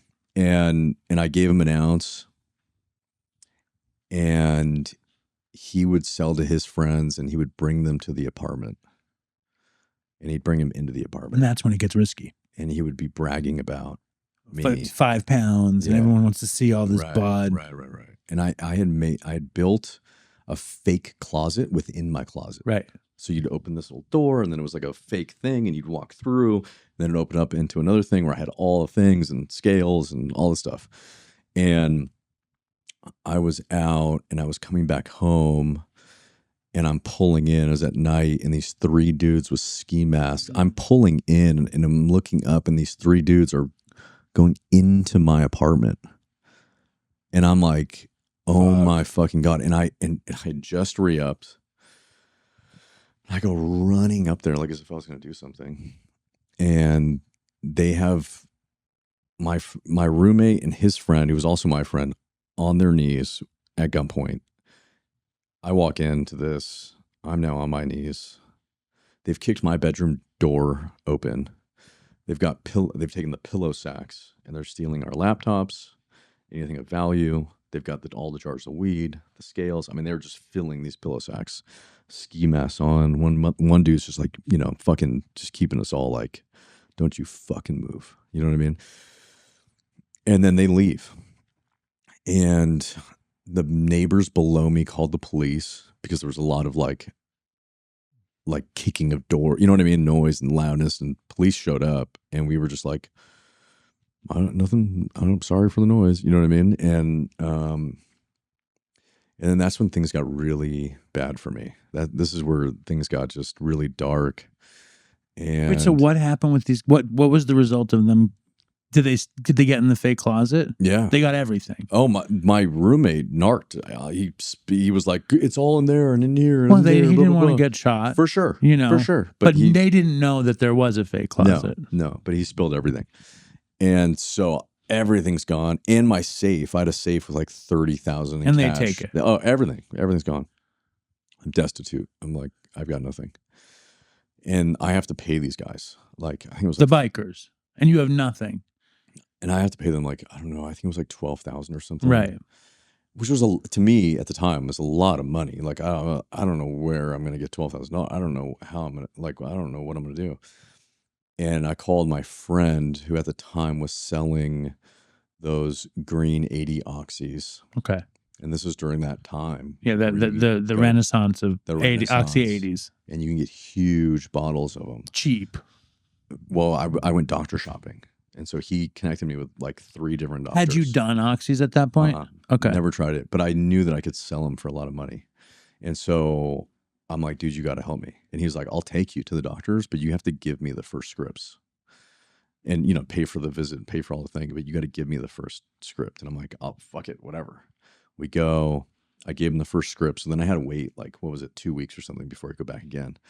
And in that time that I'm waiting, these dudes were trying to get a hold of me for the money, and I was kind of like skirting them. I was kind of like, and which was really inconsistent for me. And then the skinhead dude climbed the balcony, and I had these 2 girls over who were both sober today. One of them's like married to like one of my good friends who's also sober, but we're in my apartment, and we were on the 3rd floor, and there was these glass windows. And the girls are chilling on the couch, and I'm like in the kitchen, and one of the girls screams, like bloody murder scream, like, and then the other girl screams, and I'm like what? And they're looking at, and this skinhead dude who was the go-between, this dude was a jacked, like Mr. Monster. Olympia white dude with a big head, right? And he didn't have a shirt on, and was like this open. Like at the glass door, and I walked over. I'm like, there's nothing I can do. He's coming in. Like, I'm not gonna like tell him no. And I unlock it, and he fucking flings it open, walks past me, opens the door, and another dude comes in, grabs me by the neck and puts me against the wall. These girls are screaming. I can't even talk because he's choking the shit out of me. And he finally like kind of lets me go. And when he realizes like, okay, I'm plenty scared. Like I'm gonna tell the truth, whatever it is. And he also could see my door was kicked in. He could see that the closet was kicked in. He could see that there was like, it was still a mess. And I'm like, dude, I've been robbed. Like I got robbed. Like, I don't know. My roommate brought people in. Like they had a gun. And so then he kind of got on my side and was like, let's find these motherfuckers. And I was like, fuck, dude, this is like really gnarly, dude. Like, you know what I mean? Like, I don't want to find these people. Like, I don't want to be involved in this. I don't, and I'm like, look, I've got a hook. I'm going to get a bunch of oxys. I'm going to sell oxys. Like, I'm going to get the money. Like, just give me some time. Like, just, hang in. You know what I mean? And so he gave me some time anyways. He doesn't make you be the bloodhound to find the robbers? No, thank God. Well, we did. I did think it was like this one person, and we ended up going to this dude's fucking house that was like down the street, and this dude's outside screaming, and they have guns, and it was just, it got really intense for like a day or two. And I was just like, dude, you got it. Cause it was like a loyalty thing. It was just lots of pieces. And then he thought maybe it was somebody who was trying to fuck him over via stealing from me or something. And like, I'm like, I don't think it's that deep. Like, but then he ended up giving me some time, and I sold a bunch of pills. And who are you selling the pills to? The same people?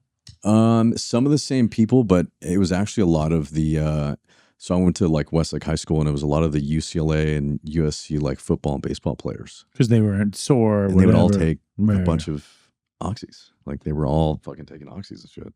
And it's the dawning of this new junkie generation. Right. It's crazy. Right. And it was wild, dude. Yeah. It was wild. And they would come and buy all of them. Like, just like, I only had like a few people I sold to. They would just buy all of them. And when do you take one? Immediately. The first time we went, I crushed up a Roxy because I saw my buddy do it. And he's like, you don't want to do this. And I'm like, whatever, bro. You know what I mean? Like, come on, dude. So I crush one up. He goes into Little Caesars to buy a hot and ready pizza. And I crush one up and I snort it. By the time he comes out with the pizza, I'm like drooling, right? And I'm like, this is the greatest thing I've ever tried in my life. And I was in love immediately. Like, that's all I can say. Like, it truly was like that moment for me. Like this is so amazing. And my life was so stressful at the time. And it's the greatest de-stress medication I was ever. like, I didn't even care. Right. I was fine. Not caring is the greatest medicine. Yeah. And it's so good. My girlfriend was like upset, because I've been robbed and all this shit. And now I'm lying to her because now I'm taking oxys every day. And she doesn't know. No. And she doesn't know you're selling them. No. And so then she breaks up with me after she figures it out, like a couple weeks later. And then I start smoking heroin because it was cheaper. Hold on though. Are you not making enough money off the oxys? No, I am. So, but I was doing too many of them. And you're like, I can't make this money and do this many. I can't. I'll do every oxy. Right. So because you were a proper drug addict. Yeah, I would do if I could, I would do an oxy every 15 minutes. You know what I mean? So I sold the oxys and then used the money to buy black tar heroin. And where were you getting the heroin? Same dude that brought me to the doctors. He wound up in the same situation. He had been doing heroin, and he would hide it from me. But when we went out to the doctor the second time together, I saw him go into the bathroom, and he came out with black stuff on his hands, and he had like foil. And I'm like, what the fuck are you doing? And then he was ashamed. He didn't want to tell you that he was smoking heroin because it was like some worse version. Yes. But he ends up telling me, and he's like, you don't want to do it. Again. Of course. And I convince him, like, let me try. And he's like, fine. And I try it, and then I find out it's way cheaper. So I better sell. I never got to do an Oxy 80. Oh, they were amazing. I know, that's what everyone says. I really missed out. They were great. They were, you know what? They were really good, but also like heroin was better. Okay, good. I mean? Then I feel better. Like, I feel better then. Okay. They were good in the sense that it was like super pure, and it was an Oxy Everyone 80. says they're better than heroin. No, fuck that. You say no. Okay, good. No, fuck that. Thank you. I feel better than heroin. I feel better now. So you start smoking heroin. So I start smoking heroin, and girlfriend's broken up with you, yeah. And I end up in just a dark place, man. And all I want to do is stop. I don't want to do it anymore. I'm like trying to self-stop. How old are you at that point? 20. Yeah, I'm 20. And there was this little Asian girl that I would sell pills to. And I was telling her, because she was always like trying to stop or something or whatever. Right. And I went to her and I was like, I really want to quit heroin. Like, what do I do? Because she was like, even though she was buying off me, she clearly was way more skilled in this whole world than I was. And none of my friends used dope. Like, all my friends were in college, and like, you know, I was the only drug Stoners addict. and just Yeah, doing their life. yeah. And so she mentioned Suboxone, and she was like, I'll trade you Suboxone. It's like this. And back then it was like the pills. They were like The big orange, the guns. orange Yeah, yeah. stop signs. Yeah, yeah. And she goes, you just wait until you're not feeling well and you take this and it'll get rid of all the symptoms. And I'm like, no fucking way. She sold it to me like it was a magic pill. It is a magic. It is a magic pill. Yeah, if you do it right. And then until you're addicted to it. Well, and It got you high. No. No, dude. She didn't tell me that I had to wait like a long time. Oh, you went into precipitated withdrawal right away? Bro, I waited. I smoked heroin and then I waited like 4 hours. I waited until I was like, wanted to smoke heroin again. Like, that's what I thought. She probably didn't know. No, she knew. So why would she not tell you? Like, she just was like, they're fucking super rare.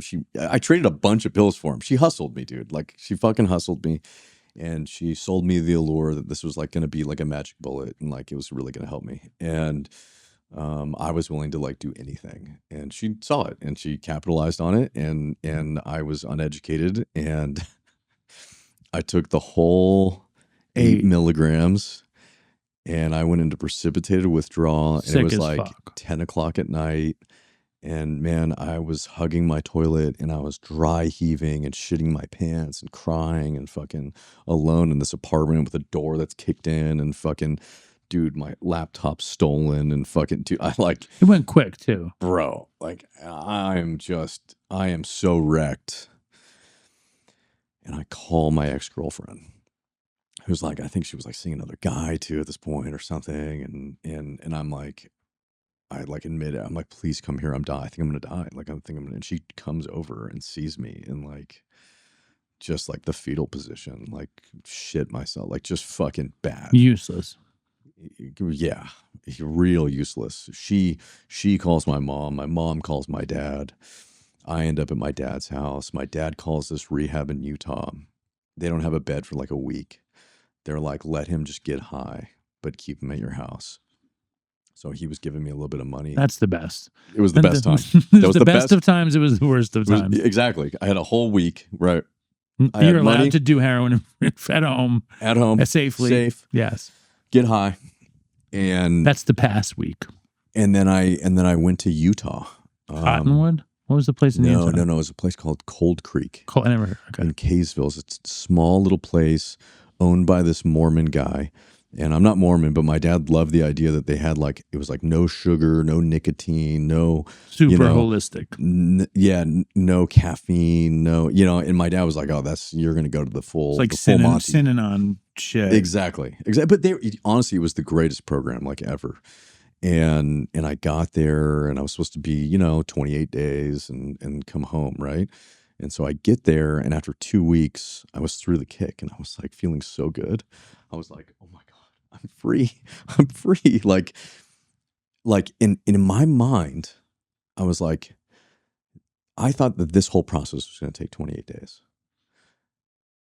It's been done and it's done now. Like it's day 14, 15. Like we're ahead of schedule. I packed my bags. Like I'm sober. I'm cured. I went to the front and I'm like, can I get my phone? I'm going to leave. I got to call my dad. And they're like, what are you talking about? And I'm like, I'm good. No, like, honestly, 5-star review. Like, you guys, dude, it did not take 28 days. Like, I'm fucking killing it. Like, I feel great. I'm free. Like, we're ahead of schedule. They were like, that's going to be an AMA. I'm like, call it whatever you want. Like, I'm an adult. Just give me my shit. And so anyways, they give me my stuff and I walk outside. It's January. It's like 5 feet of snow. I'm in northern Utah. I turn my little chocolate Nokia phone on. Call my dad and he's just like, you're homeless, and hangs up. And I'm sitting there and I'm just like, oh my God. All you had to do is stay another 2 weeks in there. That's it. That's it, man. That's all I had to do. Or so call listen, him. So I turn around and I knock on the door, and the executive director opens it. Mr. Craig, she's like, "Hey, what's up?" And I'm like, I was really misunderstanding. I was really thinking about it, and I might as well just finish. Like I came this far. She's like, "Really? Is that it?" And I'm like, "Yeah. You guys are great. You know what? I should just do it." She wanted you to say, "I'm homeless now and I need you." Yes. And did you say it? I eventually, I'm like, "Look, I don't have anywhere to go. Like, please let me back in, please." And she's like making me beg. And she goes, "Well, look, you've been discharged, so we're going to have to readmit you." And I'm like, "Okay, whatever that means. Like, let's go through the process." They bring me in. They bring me into the office. And they're like, "Look, now that we know a little bit more about you and that you think you know How better this than works. all of us, your 30-day stay is now a 60-day stay, but day one is tomorrow." Wow. So I'm like, So that's 74 days or something altogether. I had 2 more weeks, just became 2 more months. And I'm like sitting there like, my life is over. Like, and I just turned 21 too, while I was there. And I'm like, fuck. But I know I'm fucked. Like, this is a Chinese finger trap. Like, why? Don't pull. Like, you know what I mean? Like, there's no point. Like, you have no options. And I'm like, okay, cool. And then I hear something. The speakerphone was on. And my dad, my mom, my brother, and my sister are all on speakerphone. And they're like, "Would you guys like to chime in?" And they were like, "Yeah, we're just incredibly disappointed." Like, they did the whole thing. And then they said, "Okay, and RJ, that's not it. You're not just doing 60 days here. After you're done here, you're going to go do 6 months in an all-men's sober living in Salt Lake City." Wow. So my 2 more weeks turned into 8 more months like that. And that was the first time I'd ever really felt surrender. I was like, I just need to stop. I need to stop picking up. I need to stop pressing the button. I need to stop picking up the gun. I need to stop doing the fuck. I need to stop. I just need to stop. And yeah, man, I surrendered at that moment and I didn't fight it. I became like their star client. And you accepted recovery at that point. You were interested in recovery. I was interested in being sober. Yeah, I was interested in because you knew the tide. There was a tidal wave over your head, and if I'm not going with the flow, I'm getting knocked out. Fuck it. Yeah, I'm gonna do this. I'm gonna do it well. And so, this was like a Mormon-based place. They took us to like a couple AA meetings, but it was not pressed at all. Right? They're like, you get 3 girlfriends. They will take care of you. yeah, exactly. But it was great therapy. And then I went to the sober living where like nobody, like a couple people went to AA, but we only went to the CA meeting on Fridays. And it was just because it was like where all the girls were. And like, we went to the gym every day. And that was my sobriety. Right. And so I never did AA. I never did any 12 steps. I just thought it was kind of like, I don't really need to do that. It's a little too orthodox. Yeah. It was just kind of like, a little too religious. You know what it was for me? It wasn't that it was too religious. It was like, I saw AA as like public transportation. Sure.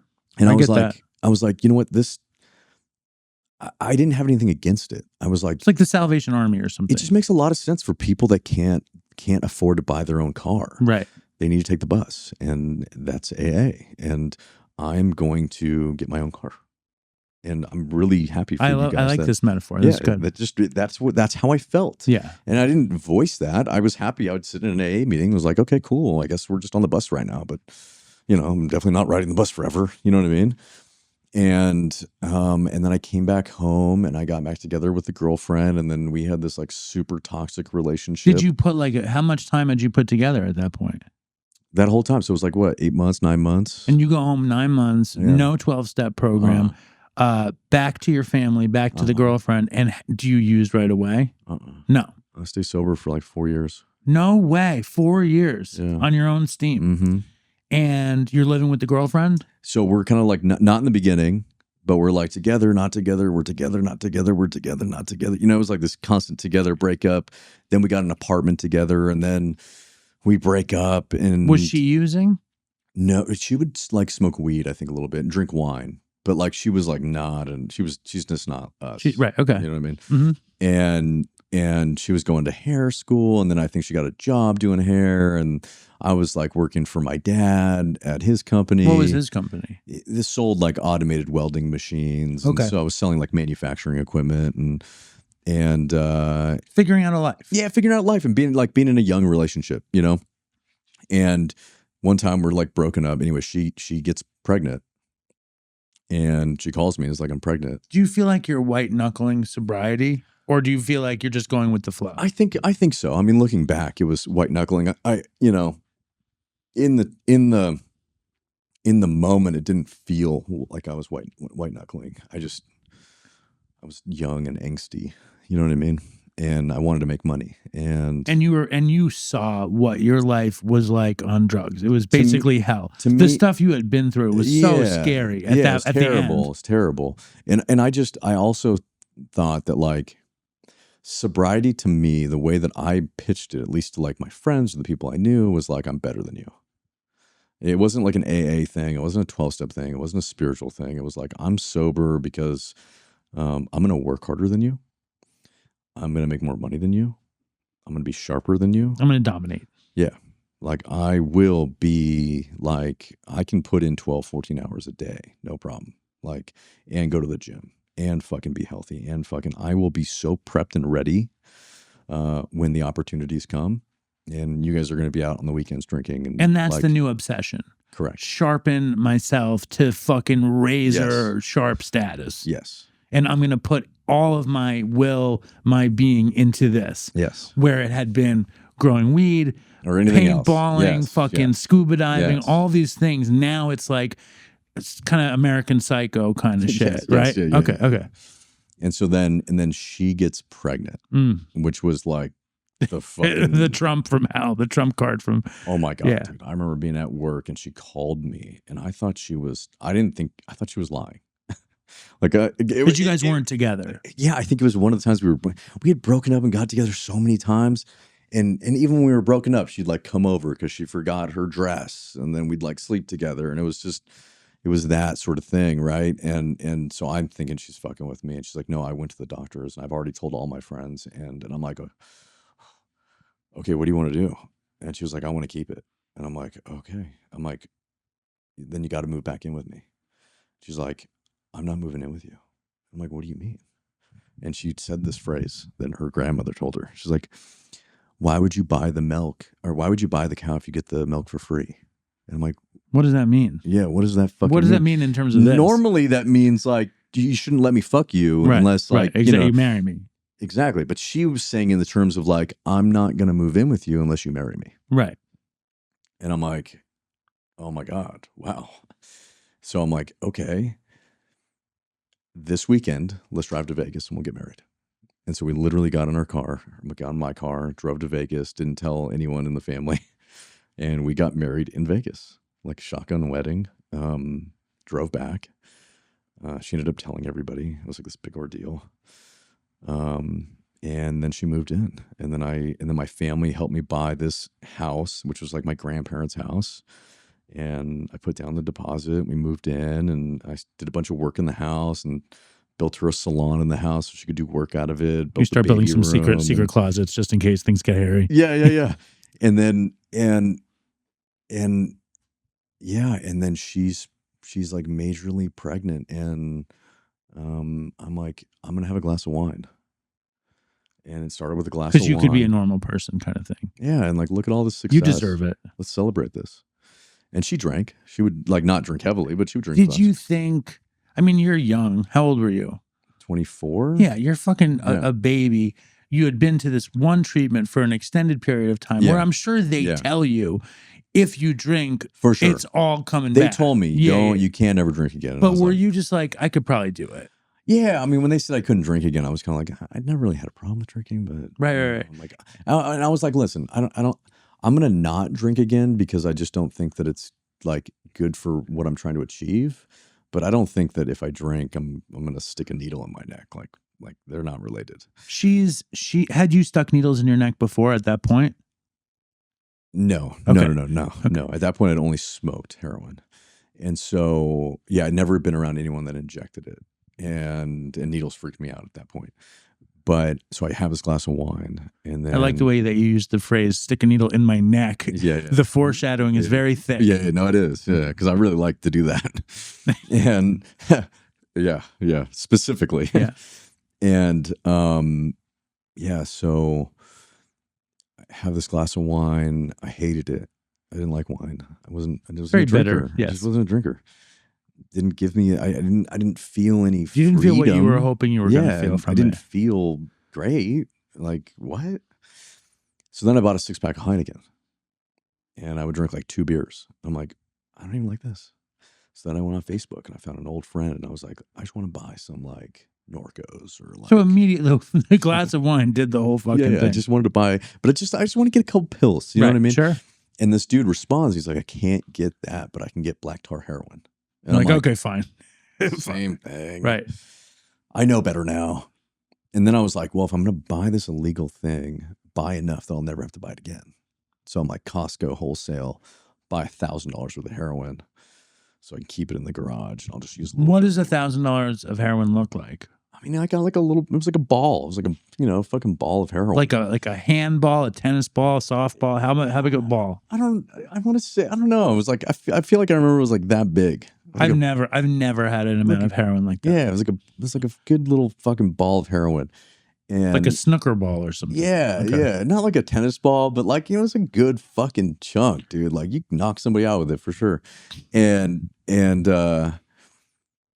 fuck, I remember this dude. We get it, and I broke him off a bunch for doing it, and he pulled out a whole rig set. He's like, I have to. And I'm like, bro, like, what the fuck? Like, we're in my car. Like, wait till you get home. Like, why'd you bring that? And then he's like, you have to. And he like shot up in front of me. I watch it. I'm like, this is fucking crazy. I dropped this dude off. I'm like, get the fuck away from me. And so I smoke a little bit that weekend. It was like a Saturday morning. And then I'm like, you can get high for one day. So I smoke all day. Right. And then it's like Saturday night. And I'm like, smoke a little before you go to bed. It hasn't been 24 hours. And then I wake up early Sunday morning, and I'm like, technically it hasn't been 24 hours. This is a very relatable story. I have to So say. now it's Sunday morning. Yeah. I'm like, okay, I'll just smoke a little bit more. You deserve it. You hadn't done it in so long. But I'm like, really, dude, 48 hours is fine. And in the back of your head, are you thinking, what did that feel like when that dude shot it? No, I wasn't really thinking that yet. I just was thinking about like, I can get high for 2 days, and if I stop at 2 days, I'll be fine. Then it was Monday morning. I had to go to work, and there was an important meeting Monday morning. And I'm like, I might as well bring a little bit with me. So I get high before this important meeting. And then it was like break. And I'm like, I got to get some more. It's only 3 days. Somehow between that period and the next weekend, I used all the dope. The $1,000. All of it. All of it. By the next weekend, it's all gone. So it's like a week of solid using. It's a week of solid using, like a lot. Like I'm using a lot. Like $1,000 in a week. Yeah, and being like you've been sober for 4 years, like it was. Yeah. It's a thing, and yes, It was a lot. You were smoking $1,000 of heroin in a week when you've been sober for 4 years was like. It's funny because I'd never bought $1,000 worth of heroin, but I did buy $300 every day. So it's like, right. But for some reason, I'm like $1,000, and it's like, that's what happens. It adds up, and you just had it, yeah. And so it's gone. I now am buying $1,000 more, and advanced 90 days. She's found out. I'm like going to different rehabs, trying to. She's pregnant. Yeah, she's. No, yeah. At this point, she's pregnant. I get on Suboxone. The baby's born. I'm now shooting dope again. Is she like, what does she know, and what is your relationship like with her at that point? It's just fucking crazy. It's just all bad. It's just toxic. It's just gnarly. It's just her trying to catch me trying to not get caught, hiding, just lying. Trying to create this family that can't be. Yeah, it's all just fucking smoke and mirrors and fucking, held together by toothpicks and lies.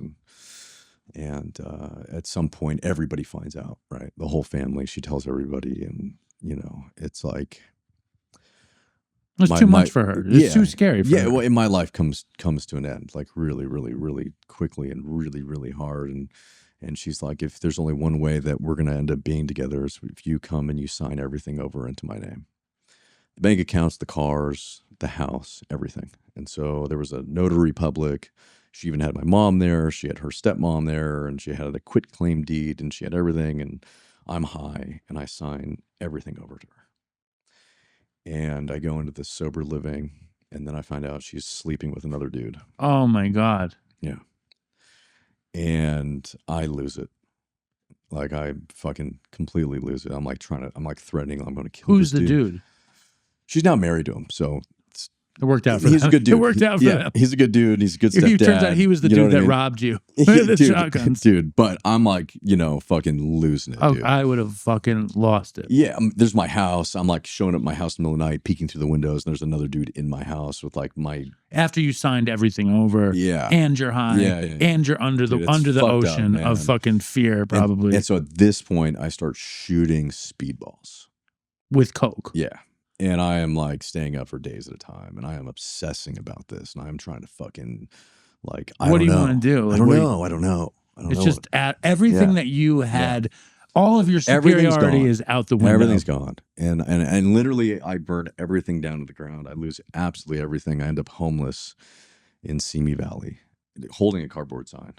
What does the cardboard sign say? It said, wife and kid at home. Anything helps. God bless. Hold on, but take us down this road. I would wear a collared shirt. I would shave. I looked clean. I didn't look like a homeless person. I looked well put together. But hold on. Where were you before you were homeless? And where were you when you started shooting speedballs? I was still at that house. And How did you have money?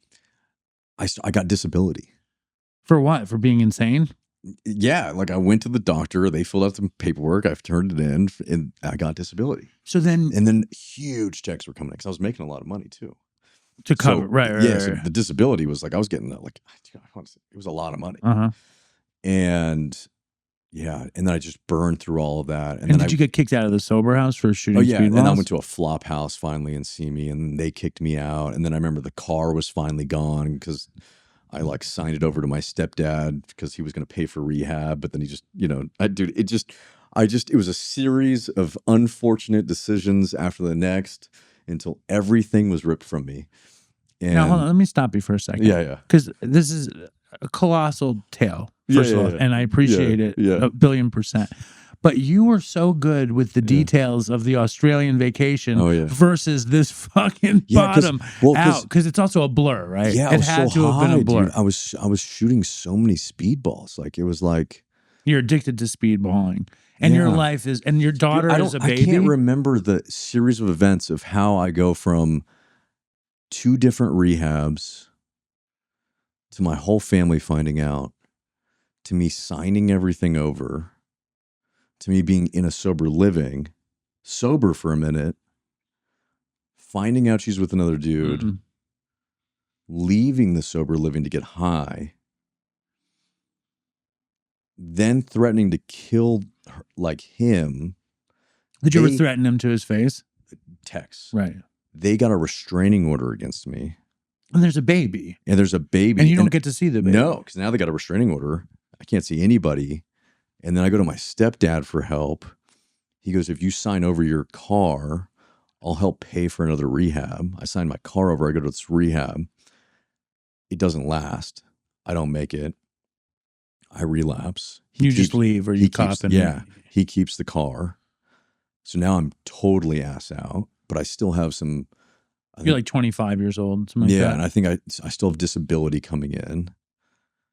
And so then I go to this flop house in Simi, and my drug dealer would come to the flop house to sell, and dude, everyone was getting high in this fucking flop house. But then the guy that owned the flop house kicked me out. For what? For shooting speedballs? Yeah, I was in the bathroom just shooting, and I left a needle in there or something. And he like called me out, and then he kicked me out. And now I stole one of the bicycles from there, and I was on a bicycle with a backpack. And I'd buy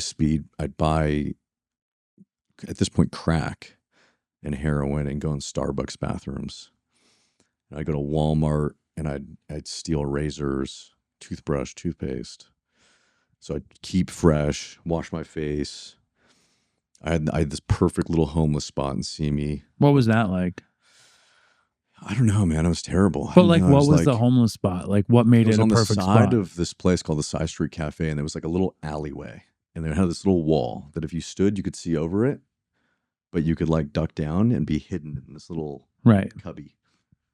And when Is there a homeless scene in Simi? yeah, There's like a lot of homeless oh yeah, people, I got drug into a bum addicts. fight. Yeah. You got into a bum fight. Yeah, Did yeah, you yeah. win?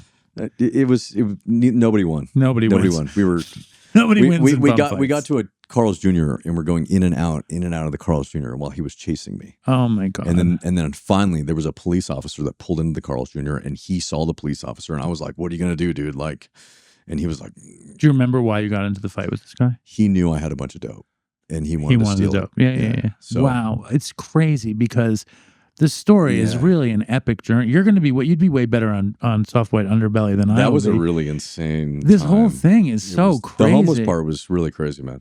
What I do remember vividly, like really vividly,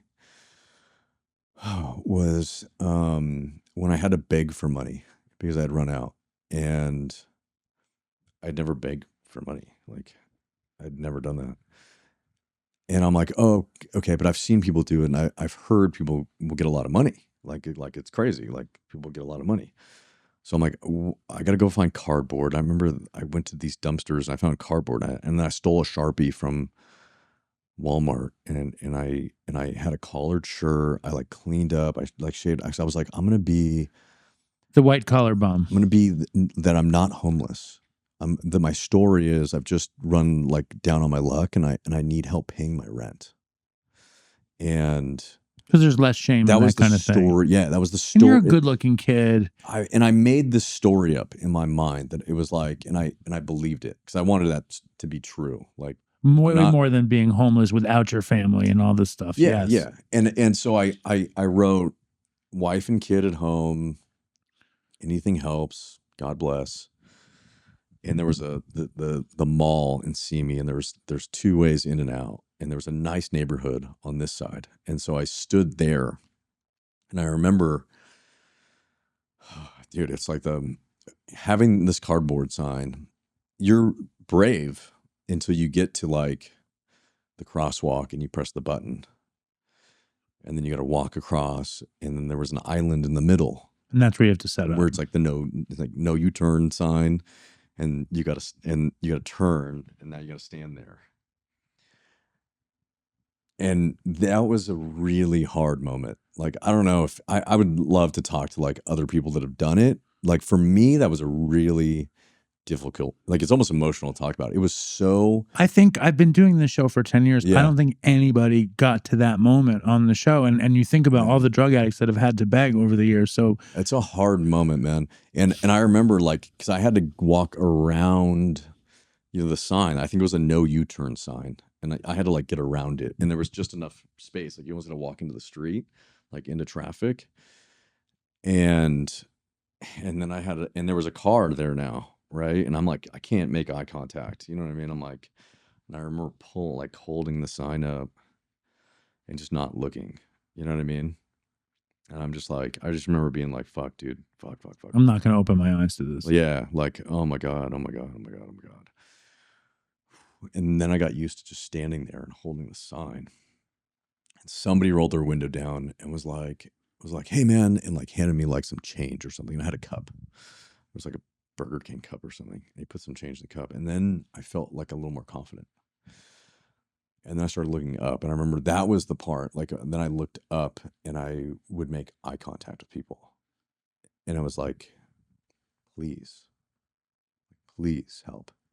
Like and I'd get $100 in an hour. Right. Like it was, and you being a hustler, you being somebody that wants to be good at whatever you're doing, you're like, wait a second, because you need the endorphin of success.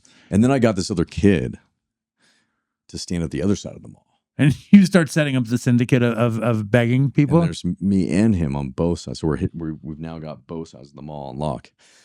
And then he'd get all the money. He just did whatever, and he would give me all the money, and then I'd buy the dope and just give him tiny little bits. And you were like his pimp.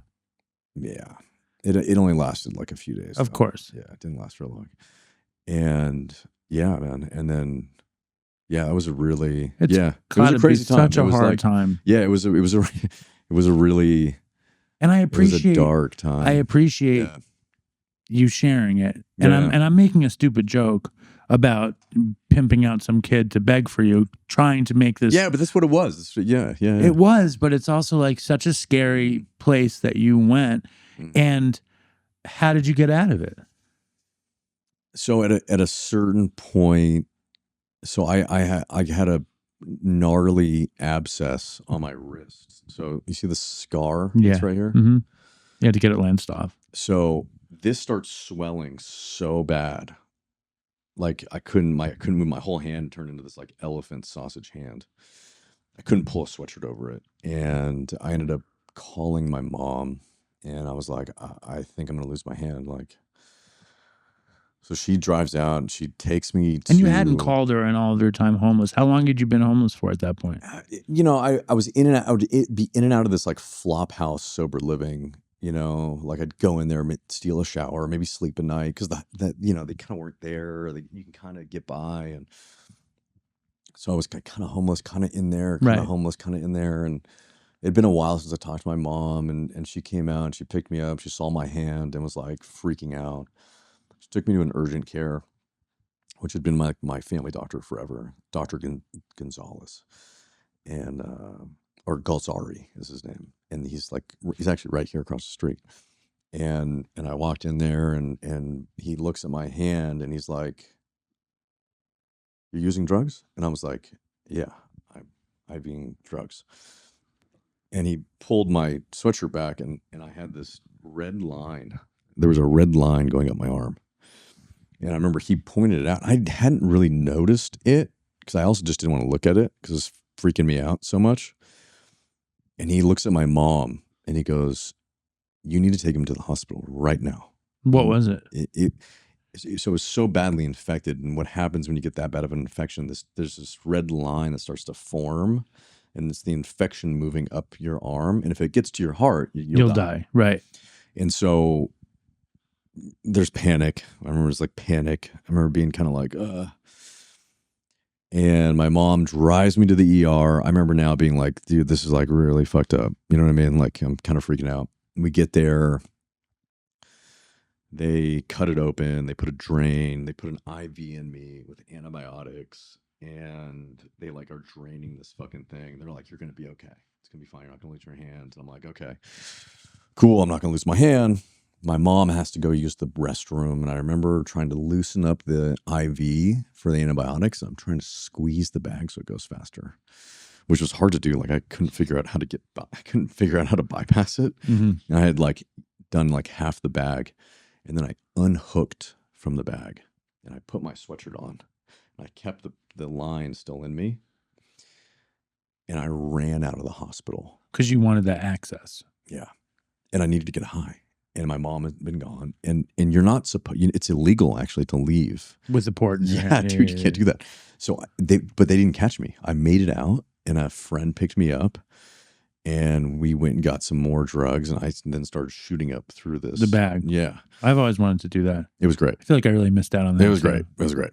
But at this point now, my dad's like really involved. My mom's like, fucking, they're like, "RJ's going to die. Like, you know, please, like, we'll get you a hotel room." Like, they're just trying to do anything to like get me to like not die. Right. And so they put me in a hotel room for a couple days. And then I went back to this sober living out here and I kicked cold turkey. And I stayed there for like, I think 3 months. Wow. So you're like, so now I'm in it. Is surrender catching up with you again? Yeah. And I'm in it. And they're like 3 meetings a day. So we did 3. It was the 7, the noon, and the 6 every day, 7 days a week. And they're like, "You're going to get a sponsor. You're going to do the work like your life depends upon it." Because it does. "And you're going to sponsor other guys." And I'm like, "Sure. Yes, sure. Like, I'll do whatever." Maybe 2 months in, I'm like on my 4th step and I'm moving at a snail's pace. And I'm like, "I really got to work." And they're like, "You really don't have to work." I'm like, no, you don't understand. Like, I have an ex-wife. She's got a restraining order against me. Like, I need money. Like, I need to work. They're like, no, you need to do your step work. You need to not work. I found a job. I ended up having some unemployment that hit my account, like $800 or like $1,200. I bought an $800 car. Sober living didn't know. And I parked down the street and I got a sales job at a tech company in Beverly Hills. And then I took off. So do you think you needed the endorphins of the sales job, or do you think like you need the hustle? Do you think that's what it was? When you're in sober living, you needed something else. I think I felt powerless. Does that make sense? Yeah, you need to take back something that you could control. It was like something you could be good at. Yeah. And like put me in a sales environment, give me a car. Let me win a little bit. Yeah, let me just like make some money. Like, and at this point I thought the AA thing was good, but I didn't think that it was imperative, if that made sense. Still. Yeah. Fucking. Yeah, still. Yeah. Like I got to my 4-step and I almost finished my 4-step. I think I was on my sex inventory. And I was about 90 days. I was maybe like 80 something days. And I bought this old Lincoln town car. Like an old one. It looked like a mob car. Yeah, those are great. What I mean? Yeah, they were so sick, dude. Yeah. It was like a boat. And I got it for $800. Yeah, it's great. And I parked it down the street. And the sober living didn't even know, right? And the hustle is on, basically. Yeah, and then so then I would go on Indeed, and I would just like was scrolling Indeed. I'm like, and there was a tech company in Beverly Hills that was looking for sales associates, and I'm like, perfect. Filled out a resume and doctored it up, and no, they're not really going to check, and whatever. And it's a sales job. You could just as easily fail as succeed, for sure. And so then I went and they hired me, and I remember I left the sober living and I was like, I'm going to call my sponsor. I'm going to go to meetings. I move out to West Hollywood and I'm renting a room with some dude I knew, this Brazilian dude. And you're not using. No, totally sober. Now I'm like, 3.5 months sober. And I remember telling myself, like, I'm going to call my sponsor. I'm going to do it tomorrow. I got to get settled, work. I got to okay, I'm going to make do it this next work. week. Right. I'm going to drive up to the meeting. It'll be, probably next week or maybe in 2 weeks. And then it was, next week. And then months go by and now it doesn't even matter. You know what I mean? It's like. And you're killing it at the sales job or what? Yeah, I started doing really well. I started getting accolades and, money. Yeah, I started getting paid and the dude's like really impressed with me. And, can you see your kid at that point? No. Still a restraining order. I don't do anything about it. And I'm just hiding. I'm like hiding in Hollywood and dating different people and working the sales kind of job. Getting high on money and sex kind of thing. Exactly. And sober and like not doing any drugs, not drinking. And I made it another 3 years. Wow. Yeah. And became the VP of sales and partnerships. Yes, this is amazing. And built a sales team. And total hiding in plain sight. Oh yeah. Yeah. It was, man. Yeah, it was a crazy time. It was a really crazy time. And I remember And you didn't see your daughter for the whole time? The whole time. So she's 3.5. 3.5. Don't see her the whole time. And my roommate was this Brazilian dude whose family, they're like billionaires. They own like one of the largest car companies in Brazil. And he's out here to go to the New York Film Academy because he wants to become an actor. Mm-hmm. So I'm living with this dude who's trying to become an actor. And we're hanging out with all the NYFA kids, the New York Film Academy kids. All these hot chicks and foreign chicks and house parties in the hills. And then I meet this Ukrainian chick who I just am like in love with.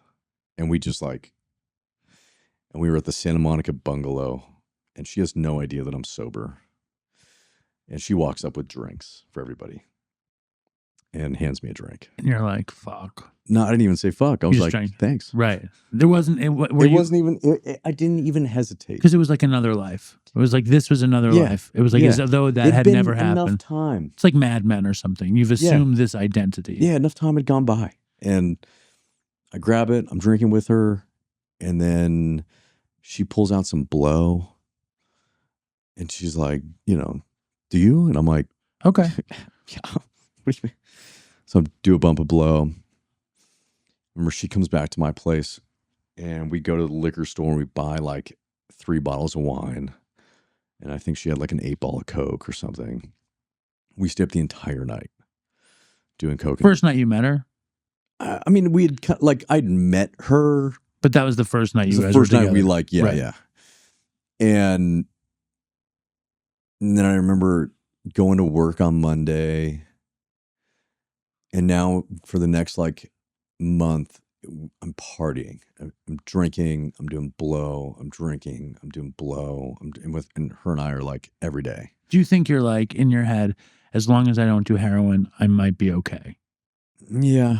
I don't even know if I was thinking that. I think I was just so lost in the sauce kind of shit. Yeah. I was just so drunk on this high relationship on your own supply bullshit. And just, I don't think I was thinking much. I was really thinking, don't get caught at work. Right. We can get through this talking to yourself. We can make it. I used to go to work and be there for 12 hours a day. And now I'm going for 6 hours a day. And I'm closing my door, and my door was always open. You're disappearing into this. Yeah. Yeah. And then her connect was out of town and she was like, can you get some? So I hit up my old dealer. And when's the last time you had seen him? 3 years. Right. Or whatever. And he's like, wow, you've really last done. Time he saw me, he was homeless. Yeah, he's like, wow, you've really done well for yourself. Dude. But he knew, because the last time he saw me before I was homeless, I had a bunch of money, right? Right. And I was buying a lot. So he knew when he got the call, he drove out and met me in Beverly Hills. I remember I was at work and I walked out to meet him out. It was on Maple in Beverly Hills. And I walk out there and I'm just buying Coke. I wanted to buy $1,000 worth of Coke. And he's got a big balloon of Coke. And I give him the money, get the Coke, and then he hands me a couple balloons of heroin. Just on the house. Welcome back kind of thing. And I'm like, no, I'm good. Right. He's like, no. Because you knew that shit was going to fucking destroy you. He goes, no, it's free. And I'm like, I remember just being like, maybe somebody else might need it.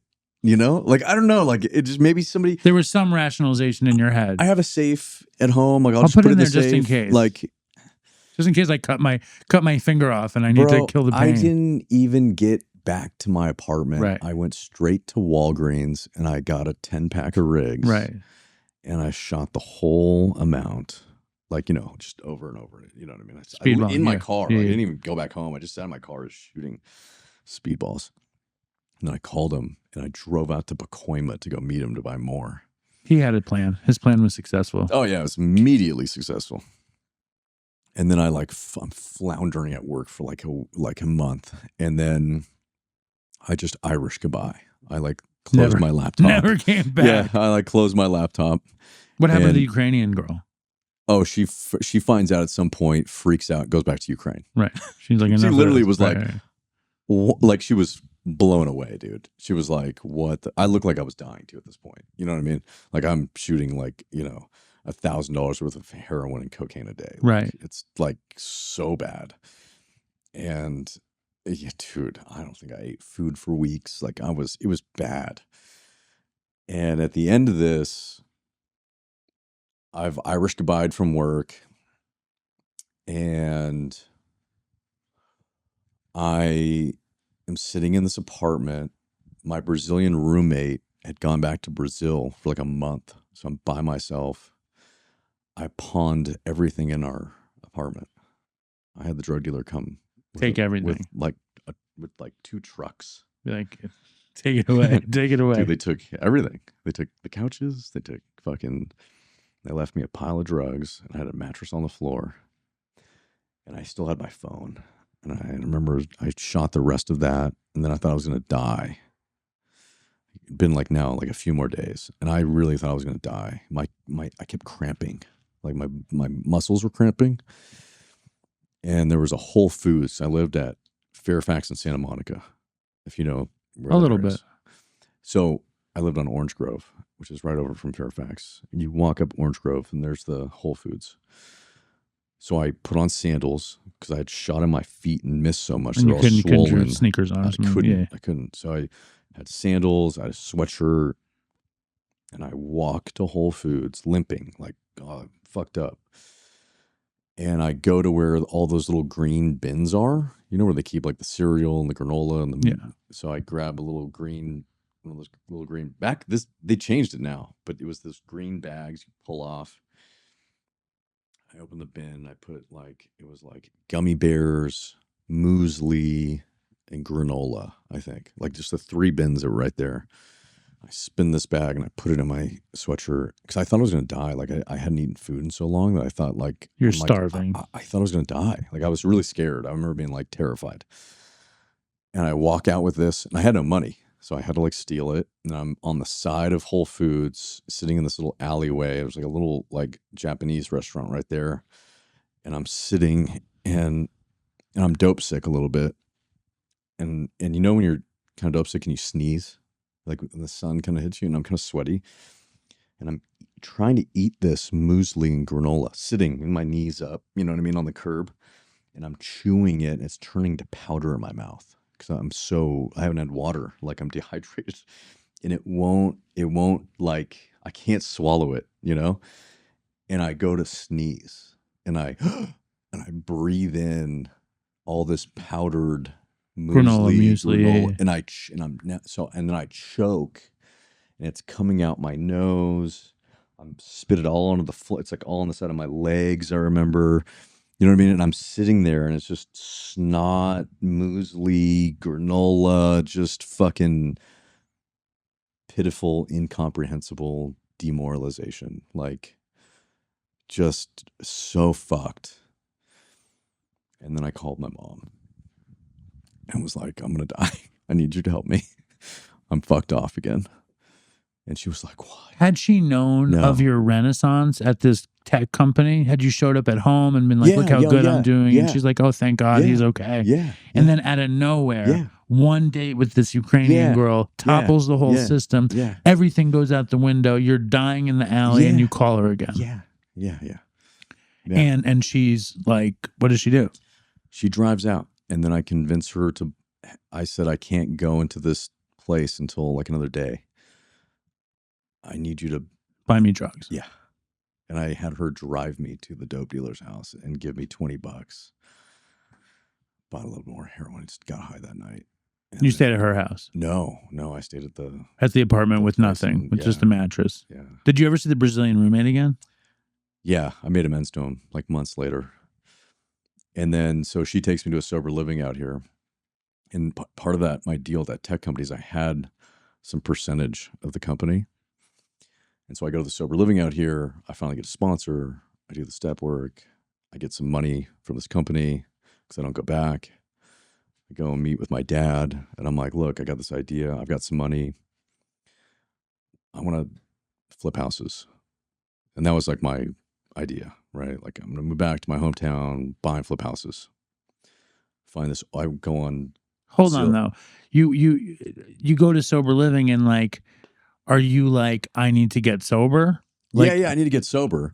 But I also am like coming up with a scheme as soon as you get there. Plan. Right. Yeah, not as soon as I get there because it's maybe like day 45. And how committed to the recovery are you at that point? I was going, super committed. No, like it was like my number one priority. And you were like, I need to fucking start over holistically. And everything. The business plan is built into the restructuring of your life. It is not like I need to leave this to do that. It is not like I'm figuring out how to beat the world. It's like I'm underneath the world and I need to fucking build something. I want to do something that doesn't require me having to go into an office and grind every day, and that I can continue going to my morning meeting, continue going to the noon meeting, continue going to the night meeting, and do the work with my sponsor. And so I found this old rundown house on Zillow, and we ended up buying this house. With your percentage from the tech company. Yeah. Amazing. And hire a contractor. I got through the step work in 93 days. So I got All my 12 steps. I got my 12-step on day 93 at the 7 a.m. I'd get there at 6 in the morning. So I met my sponsor. We met in the little coffee room. I wrote down the 12-step instructions, and he said, be the first hand up, share your experience, strength, and hope, and say that you're willing and able to sponsor. I shared about being homeless, holding a cardboard sign, not seeing my daughter, all this stuff, right? Hey, when's the first time you see her? Not until I'm like 6 months sober. Okay. So I started going to court. I started that whole process. But I got this house. I moved into the house when I'm like 80 days sober. And it had been vacant for like 15 years. It was a mess. Like nothing worked. And I had one of those mattresses from a can, one of those like foam mattresses. And I put it on the floor, and then I bought a Prius, and I'd go to the morning meeting, and I got my first sponsee on day 93. The same day I got my 12-step instructions, I shared. And it was this homeless dude, Edward, who's now in prison for life. Now he is. Your first sponsee. Yeah. Oh my God. Yeah. I was hoping he was going to be like the vice president of Oak Forest. I wish he could have been. He was like this middle-aged 40-year-old dude that was homeless and had this fucked up hand, and he was like a dope fiend, and he heard my story that morning. He was like, my hand's fucked up too. I'm homeless too. But his hand was carved out. Right. And it didn't work. Right. He was all fucked up over it and whatever. So he heard me share, and he shared right after me. He was like, RJ, I need a sponsor. Will you come find me after the meeting? Whatever. So I go and find him. I said, hey, I go to the gym every day after the morning meeting. So like, I'll take you to go get a binder and a notebook and a big book. I'll give you step one. Do you want to come to the gym with me? And he was like, sure. So I took him to Gold's Gym. We worked out. I said, I go back to my house, and I got this contractor. I got to help my contractor. I'll give you step one. You can do step one while I'm working on the house. I'm struggling with one thing. Yeah. Because your bottoms are intense, right? Yeah. And you're like near death over and over and over again. Yeah. And yet you have this tech company, you buy this house, you go to the gym every day. It's like how you're very resilient. Like, quickly. So like, and you come back with this fortitude. Like how hard was it? Like, cause I'm fucking 10 years sober. I still haven't made it to the gym, like how, I'm like gym, like even when I'm like still detoxing, like I'm like, the benefits that it's going to be. It's going to help me get through this faster. Right. And I'm like, I'm a feel good junkie. Right. And like, there's so many things I think I picked up along the way. And I also think I'm such I can't sit still kind of person. Mm-hmm. And I have to be going and doing and putting things together and fucking, I don't know. I just creating these like, different endorphin paths and these different paths to different success. Yeah. And gym is success. Yeah. I know if I go to the gym every day that it's paying dividends 6 months down the road. I just know that. Like, I know that, I did sales for a long time, right? So I know if I present well, if I look well, if I talk well, I'm going to sell well. Right. So I feel like all these things play into each interrelated. Other. They're all intertwined, right? Yeah. So like whatever I can do to give myself an edge, I'm just doing, and I'm doing every day, right? And it's daily habits, right? It's like I was always just into daily habits. So Edward comes to the gym with you? Edward comes to the gym. I take Edward back to the house. I give him step one. And the format we do it, you had to read to page, 42 or 43.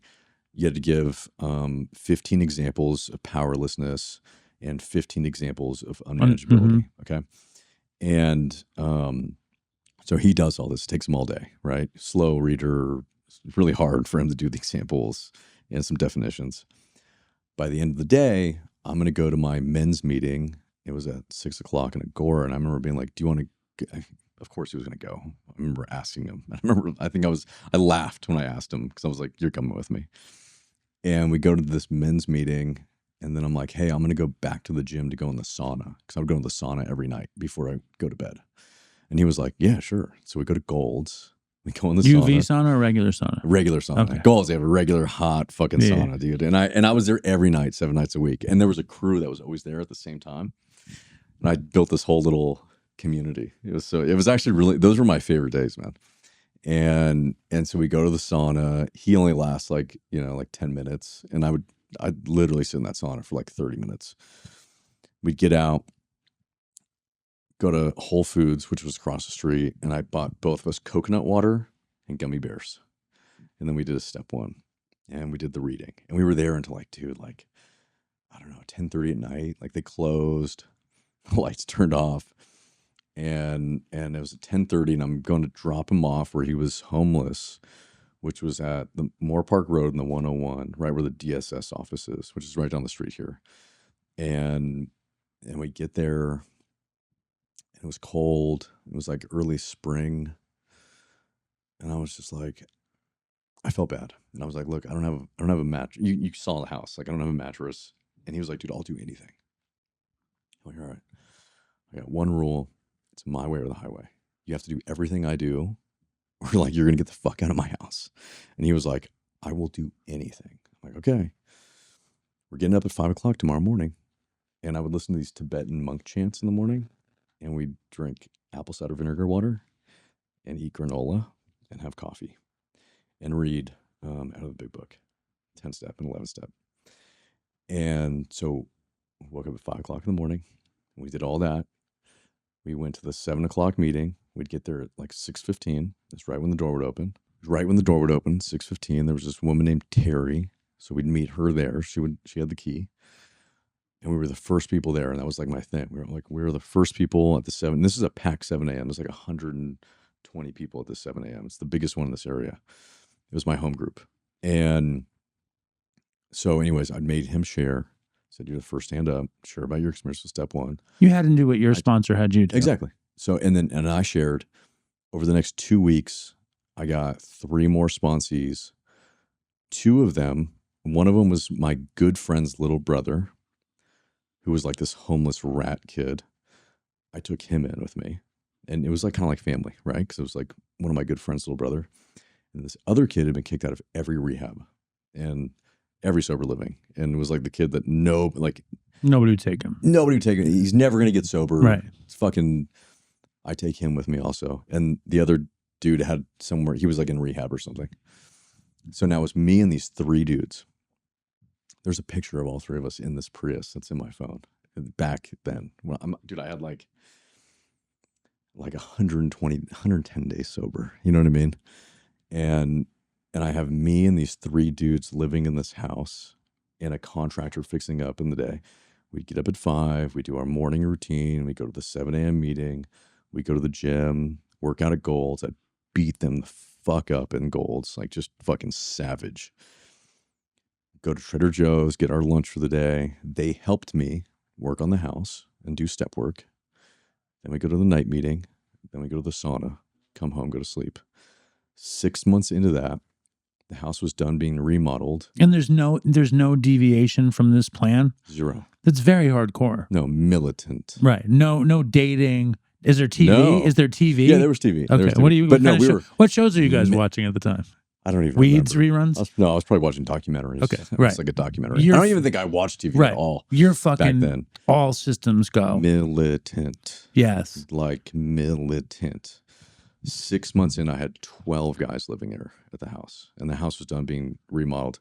I was sponsoring 10 of them. Were you like, this is a sober living in your head? At this point, I now was. Like the first 5 guys were there for free. Then I started charging like $500 a month. Then it was like $1,000 a month. Then you know what I mean? And then I sort of created this whole program and because I was like, no phones, no cars, no wallets, no money. Like you have to do this routine 7 days a week, 14 meetings a week, have to have a sponsor. Did they all get in good shape physically? Oh yeah. Oh dude, we were. I wish I had done a program like this. Dude, we crushed. It was honestly the greatest time period of my whole life so far. It's my favorite.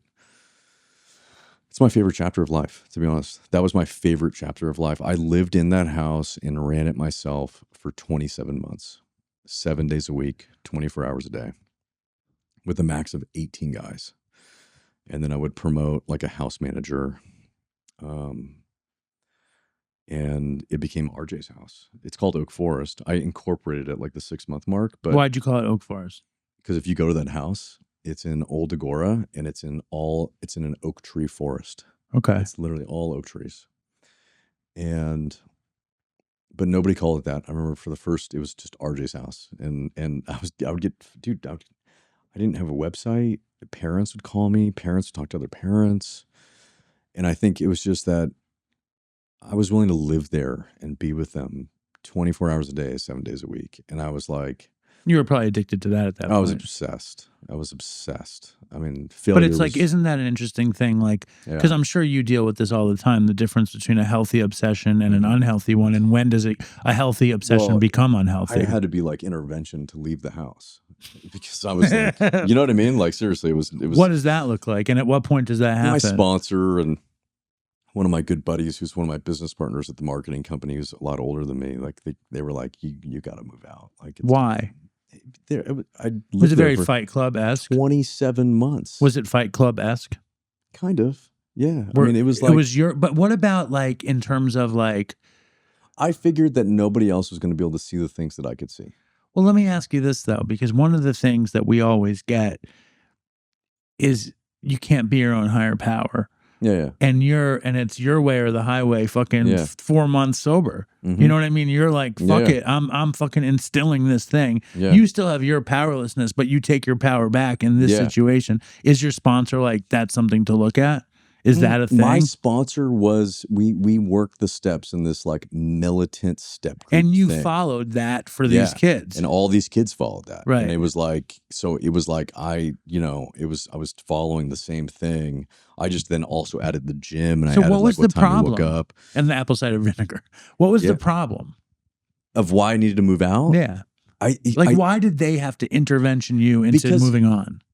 Because the problem was that I felt like, and I still feel this way, I struggle with this still today, and it's 9 years later, which is like, I don't think I could ever hire somebody that's going to be as good as at doing it. Well, you just said before we start hiring people to run systems so that you can, it's like, so I'm sensing a duality here. No. But see, I had to get over that. Yeah. And that's at 27 months is when I started that journey. That's interesting. Is when I started the journey. When you let go of that, that's when you started having this, what you call an attitude. Where's the attitude of abundance come from? I think I've kind of maybe always had that. But my problem, the root of the issue, if it was a different company, it would have been different, I think. Because like at the tech company, it wasn't that way. Selling manufacturing equipment, it wasn't that way. This... It was your baby. I feel like sobriety is too nuanced. It's like, I can tell, I don't know why, maybe it's why I was good at sales or whatever. Like, I feel like I could, when I live there and I'm with all these boys and I'm spending all day with them, to the point where I'm putting them to bed and waking them up and at the gym with them and at the morning meeting and at the night meeting and doing steps and eating dinner together and eating breakfast together and eating lunch together, I could notice the tiniest little habit change in somebody.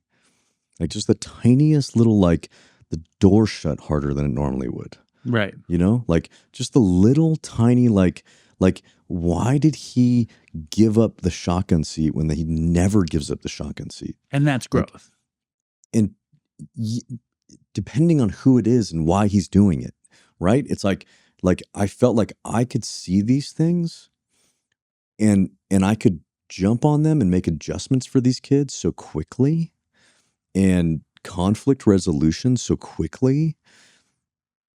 Whatever that is, it's just in me. It's like I can see it, I can sense it, I can feel it, it's like I don't know. And it was like, I've run a sales team before, and it was the same thing. I could see little things in people. You were natural at leadership. This is this is a scale where I was like, I'm with them 24 hours a day.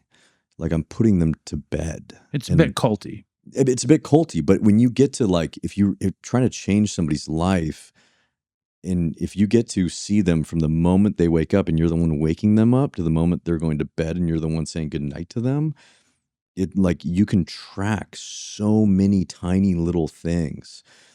And my problem is I couldn't see, how am I going to leave here and hire a morning shift and hire a night shift? And how are they going to track it all? And how are they going to see their progress? There's no way, because they have to work in shifts. Hold on. I don't like that. Yeah, they have to work in shifts, right? It's like, Because they're not going to be able to know what the left hand is doing from the right.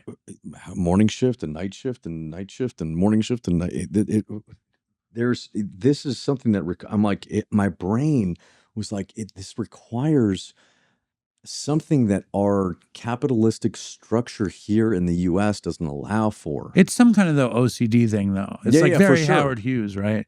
Yeah, for sure. So like, for example, this is what I did to create for that. So these are the rounds that now happen where everyone in the entire company can see everything that can happen in all areas of the company all day long. So did it turn into a full-on treatment, or did it stay as sober living? It stayed as sober living, but I started creating these systems where everyone could always all be on the same page and look after these people, right? And so and then training people on how to write the nuance, look for nuance, deliver the information of the nuance, talk about these little changes in people, talk about these things you think are not important, they're important, right? And so anyways, that's where I then started to, so the intervention was to get me out to then make me do that and then start putting trust in other people and start training people to see these things, which has been a long journey. It's also the only way you can scale, because you can't do everything. It's the only way you can scale. And I also, it's like, you then, struggle with this idea of like the product certainly is not what it was when I lived there 24 hours a day, but more people are getting helped. Right. And I'm not killing myself. Right. Right. So it's like, there's a trade-off. And what's your program like now? Go to meetings. I've got my bonfire meeting. How often are you going to meetings? Oh, that's that Thursday night meeting, right? Yeah. I've heard about that. Yeah. So like, right now I'm like averaging 2 a week. Okay. Yeah. And how do you feel? Yeah, I feel good. And you're 9 years into this? Yeah. It's incredible. This story is fucking incredible. Yeah. Such a cool story. You need to write this thing down. Yeah. So then I move out at 27 months and I get this condo. Condo. Not this condo, a condo in Calabasas.